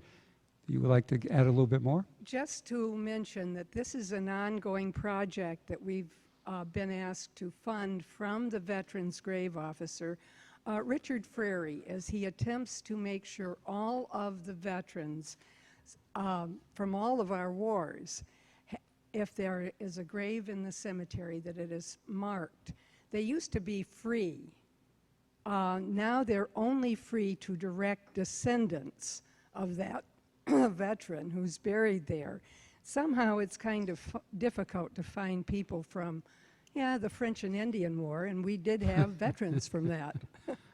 That's true. Any opponents? Any questions? Any comments? Seeing none, we're going to vote on the motion under Article 26, majority required. All those in favor, please signify by saying aye. Opposed, please signify by saying nay. It's a unanimous motion under Article 26. May I hear a motion, please, for Article 27? To see if the town will vote to transfer the amount of $2,000 to the Veterans Grave Officer to fund the restoration of Revolutionary War and Civil War veterans' monuments. Said sums shall be taken from Community Preservation Surcharges Historical Preservation account. I have a motion. Do I hear a second? Motion made and seconded. We need a majority vote. Would you like to add a little more? Just to mention, this too is an ongoing project that Mr. Frary has been working on. Thank you. Any opponents? Any questions? Any comments? Seeing none, we're going to vote. The motion under Article 27. All in favor, please signify by saying aye. Opposed, please signify by saying nay. The motion under Article 27 passes unanimously. May I hear a motion, please, for Article 28? To see if the town will vote to transfer the amount up to $15,000 to the Southampton Historical Society to fund climate control needs at the historic Clark Chapman House, which will rectify the flooding of the basement, and for a dehumidifier. Said sums shall be taken from Community Preservation Surcharges undesignated account. Thank you. We have a motion. Do I have a second? Motion made and seconded. Vote required majority. Would you like to add a little more? Well, the Clark Chapman House, if you haven't been there, you should make a trip through it, is just filled with artifacts from the early days of Southampton. A lot of this is, there are materials that could be badly damaged by humidity. And paper, some costumes, other artifacts like that. So there is great concern because water is running into the cellar and it needs to be drained out and then the dehumidifier installed. Thank you. Do we have any opponents who wish to speak on this article? Comments, questions? Seeing none, we're going to vote. All in favor of the motion on Article 28, please signify by saying aye. Opposed, please signify by saying nay. Did I hear a nay? Motion passes unanimously for Article 28. May I hear a motion, please, for Article 29? To vote to see if the town will transfer the amount of up to $20,000 to the Conservation Commission to be used for the stabilization of the historic Red Barn on conservation land formerly owned by the Zipka family. Said sums shall be taken from Community Preservation Surcharges undesignated account. Motion made. Do I hear a second? Motion made and seconded. Would you like to add a little more? Yes. When this property came up for the Conservation Commission, the question was raised about the barn, and this was, I would say, in the 80s. Anyway, there was great interest in keeping what people in this town thought was an iconic piece of property. Going by, people notice it. I hope you know the one I'm talking about. It's right on College Highway, where Glendale comes in. And since then, very little has been done. I think it was a roof was repaired at one time. The barn is in very bad condition, and if it is not stabilized, we aren't going to have to worry about what we're going to do with it, because it is in very the shape of really possibly deteriorating completely. And this would only be stabilization, and then more decisions would have to be made about it. Thank you. Any opponents want to speak? Any comments, any questions on this? Seeing none, we're going to vote. All those in favor of the motion, and needs majority. All those in favor of the motion on Article 29, please indicate by saying aye. Opposed, please indicate by saying nay. The motion under Article 29 passes unanimously. May I hear a motion, please, for Article 30? Oh, yes. And a glass of water. Move that the town vote to, and this is in different parts. A. And you can get real close to the ice cream cone. Oh, yes. A, appropriate $700,000 for the purpose of acquiring, for the purposes below, certain property known as the Gwinner property, consisting of 25 and 64 1/100 acres, more or less, and shown on the assessor's map 30 as parcel 12A. B, that to meet this appropriation, the sum of $386,862.50 shall be transferred from Community Preservation Commission surcharges and the treasurer with the Undesignated. Undesignated. Yes, surcharges undesignated. And the treasurers, with the approval of the Select Board, is authorized to borrow the sum of $313,137.50 in accordance with Chapter 44, Section 7.3 of the General Laws as amended, or any other enabling authority, and to issue bonds or notes therefore, provided, however, that such funds shall not be transferred, borrowed, and or expended unless the town is approved for either a land, local acquisitions for natural diversity grant, or a drinking water supply protection grant as described below from the Massachusetts Division of Conservation Services and or any other such sources in the amount of at least $313,137.50. That the town is authorized to acquire the said property by gift, negotiated purchase, eminent domain or otherwise, for conservation, passive recreation, and or water supply purposes, subject to the protections of Article 97 of the Amendment of the Massachusetts Constitution, and in the case of the award of a land grant, such terms and conditions as the Conservation Commission, with the approval of the Select Board, shall determine to appropriate, and that said interests in said property be conveyed to the town under the provisions of Massachusetts General Law, Chapter 40, Section 8C, as it may hereafter be amended, and other Massachusetts statutes relating to conservation, said property to be managed and controlled by the Conservation Commission. Managed. You're good.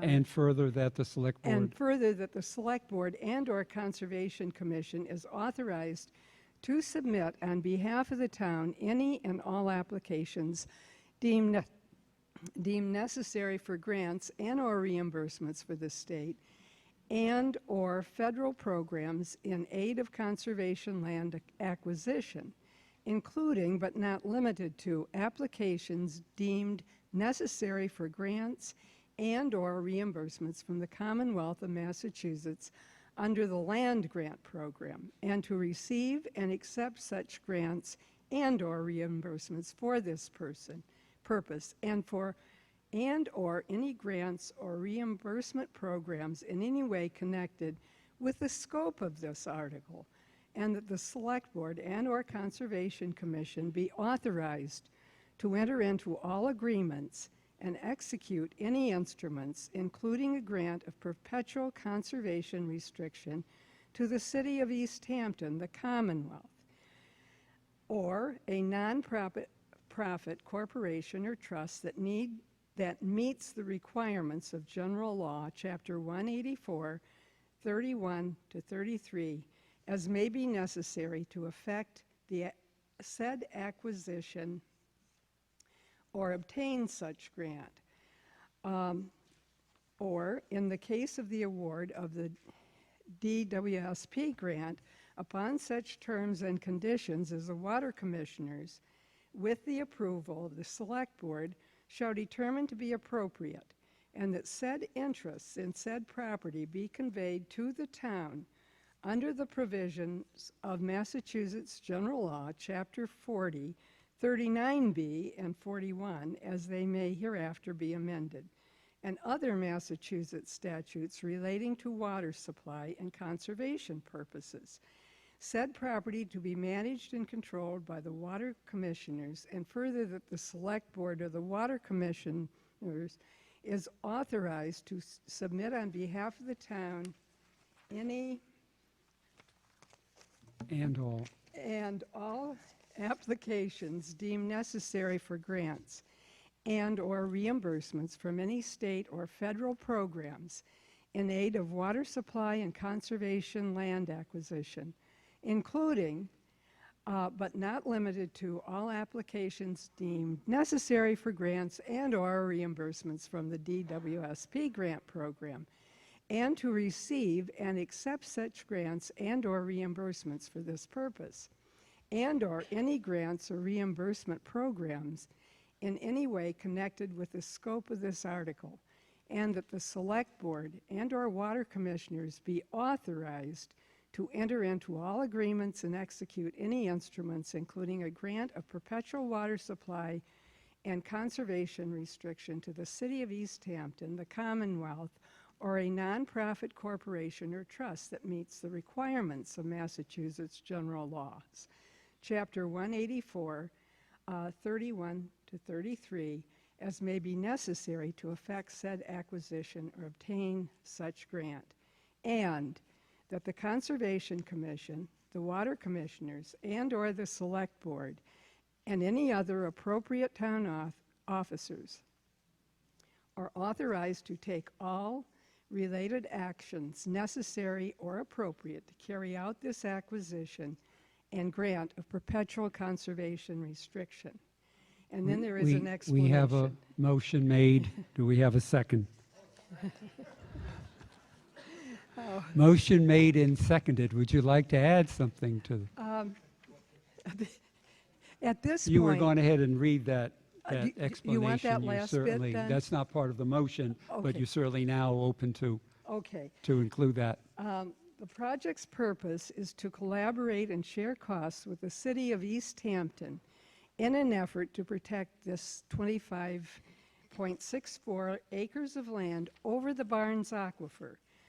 The property is known as a Gwinner property, valued for wildlife habitat, agriculture, passive recreation, and drinking water supply protection. Through the town of Southampton's acquisition of the fee interest in said property, contingent upon the town procuring the maximum possible grant award from either the state land or drinking water supply protection grants to reimburse a significant portion of its costs, and the City of Easthampton purchasing and otherwise acquiring the development rights on said property through a conservation restriction. Thank you. Would you like to add more, or you want to speak? At this point, the only thing I am going to indicate is And I think Michael Bueller, who spoke to the Greenway, had indicated this. We have the funds, and we should not be accumulating. This town, under community preservation, should not be accumulating large amounts of sums of money that they're not using. Each year we get a matching grant from the state, and we really should be using it out there for all kinds of things. And I just want to assure you the funds are there. They're more than there, and there will still be funds for other large projects also. If there are any other questions about land and grants and how this whole thing works, I'm not the one to answer them. I understand them, but I'm sure I'll get things mixed up. Thank you. Who would like to address this? Nicholas Beaujolais, 25 Strong Road. Would Mr. Moderator accept a short comment from a minor regarding this issue who feels strongly about it?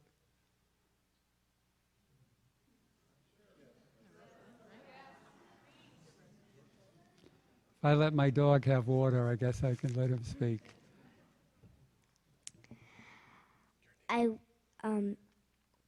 My name is Caden, and I live on 25 Strong Road. And I was saying I wanted this conservation land to be conservated because of kestrels.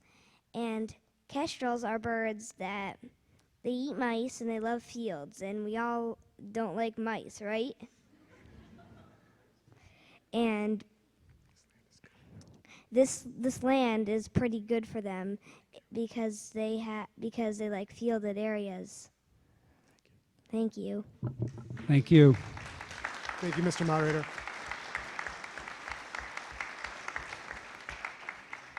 I was going to warn against applauding while the motion is on the floor. You can show your emotions in how you vote, but we'll make an exception for our young citizen. Yes, sir. Good evening, everyone. My name is Mark Walmsley from Kestrel Land Trust, 1086 Burt's Pit Road in Florence. And no, I did not plant that wonderful child in the audience, but it's wonderful to hear his input.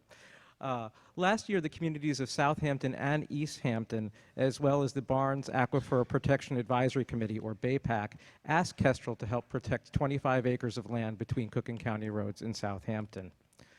Since then, I've met many people who care deeply about this town and who care deeply about this land. But it's important to remember that this project is not about any one individual. This is about the land. Land that has been in existence well before there was a Southampton and will continue to exist in some form well into Southampton's future after all of us here tonight are gone. For generations, the land has been farmland and forest, adding to the very fabric that is Southampton's really cherished rural character and way of life.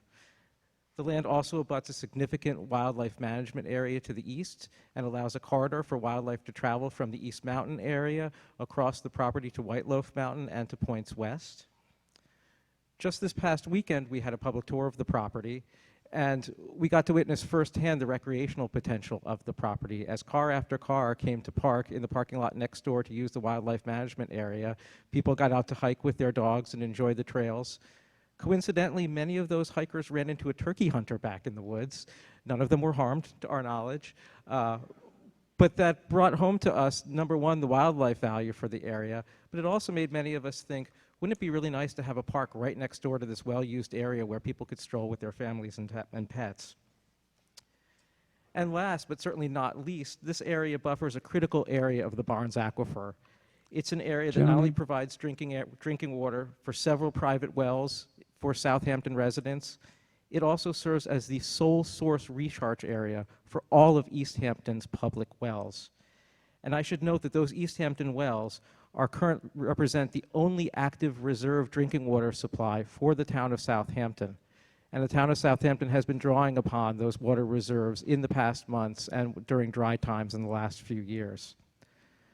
Protecting each of these values were listed as priority by the town's residents in Southampton's master plan, as well as 2 successive open space plans for the town. Tonight, voters will have the chance to decide whether the values that this land provides will be part of Southampton's future and available for the town's children and grandchildren. Or, alternatively, if the land will become a housing development of up to 12 units of new housing, which is the alternative at this point if the land is not protected. So what does protecting the land mean? Virginia mentioned this slightly, but I just wanted to clarify it. I know the article language is long. When I began the project, the positions of both communities were clear. Southampton wanted to own the land.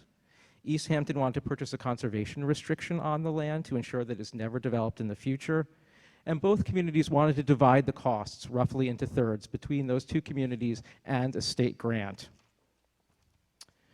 That is the deal all of you are voting on tonight, exactly what both communities had said they wanted at the outset of the project. And I think deal is arguably an appropriate word because of the land's development potential. The land was appraised at $1,160,000 at its last appraisal. The landowners have since agreed to reduce that amount to $1,050,000, the amount of the previous appraisal.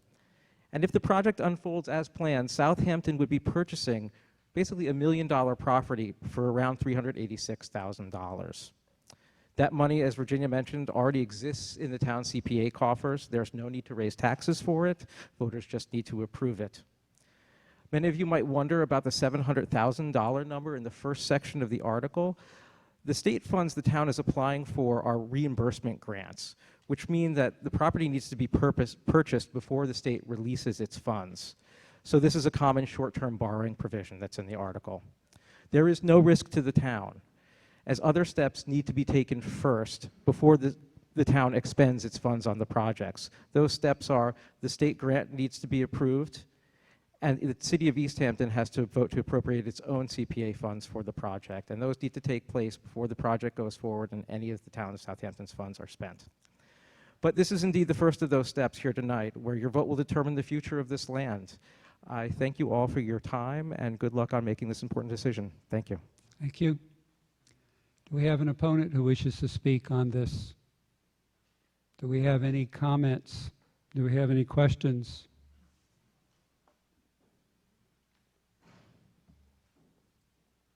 Bob Kozub, College Highway.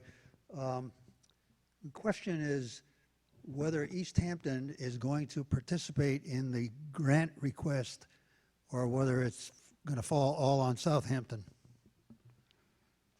Need somebody to answer that question. Careful on the cheap seats.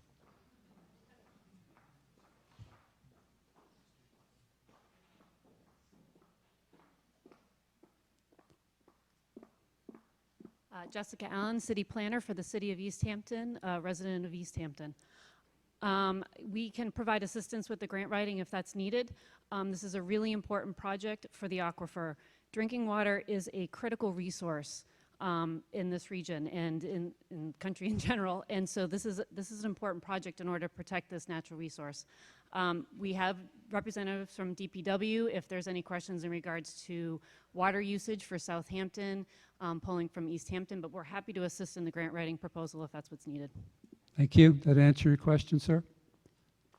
Yes, thank you.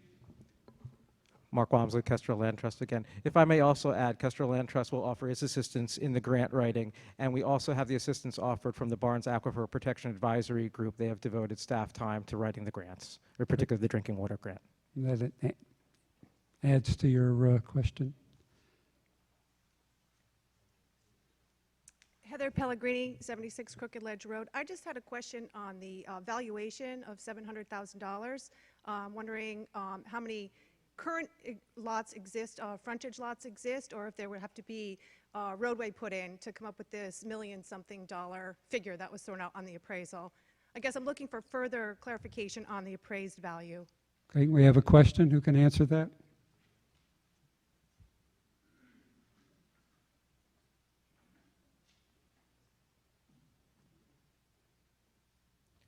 Mark Walmsley, Kestrel Land Trust. I certainly read the appraisal.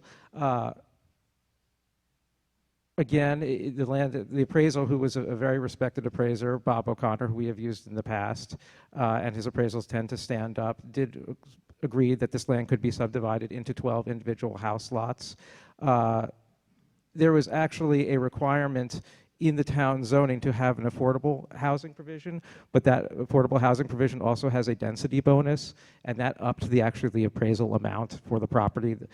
If it was developed, they would be able to put a few more house lots on there. It would be a very dense development. The frontage does exist for all those. It would be an approval not required development. There would be no subdivision roads or anything like that required. The land is all there. The frontage is all there. And again, we agree and we stand by the appraisal. Thank you. Answer your question. Very good. Thank you. Any other comments? You don't need to be recognized. Just step right up to the mic. Thank you.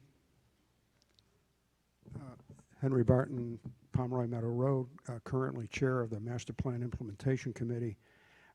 There were 3 strains running through public opinion when we were formulating the plan.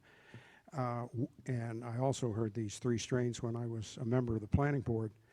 1, preserve as much open space as possible. 2, keep the rural character of the town. And 3, try to control and channel development. And with one stroke, we can meet all 3 of those objectives. Thank you, sir.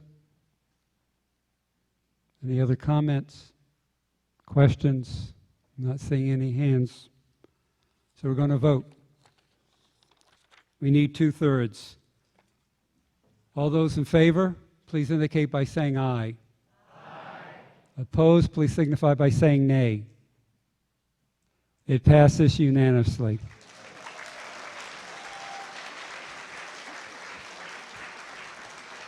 May I hear a motion to dissolve? May I hear a second? All in favor? Opposed? This annual town meeting is hereby dissolved. I thank the officer. I thank the elected town clerk, Janine Domina, my deputy moderator. I thank Channel 191, Mr. Kanicki, aiding. I thank everyone. Safe home.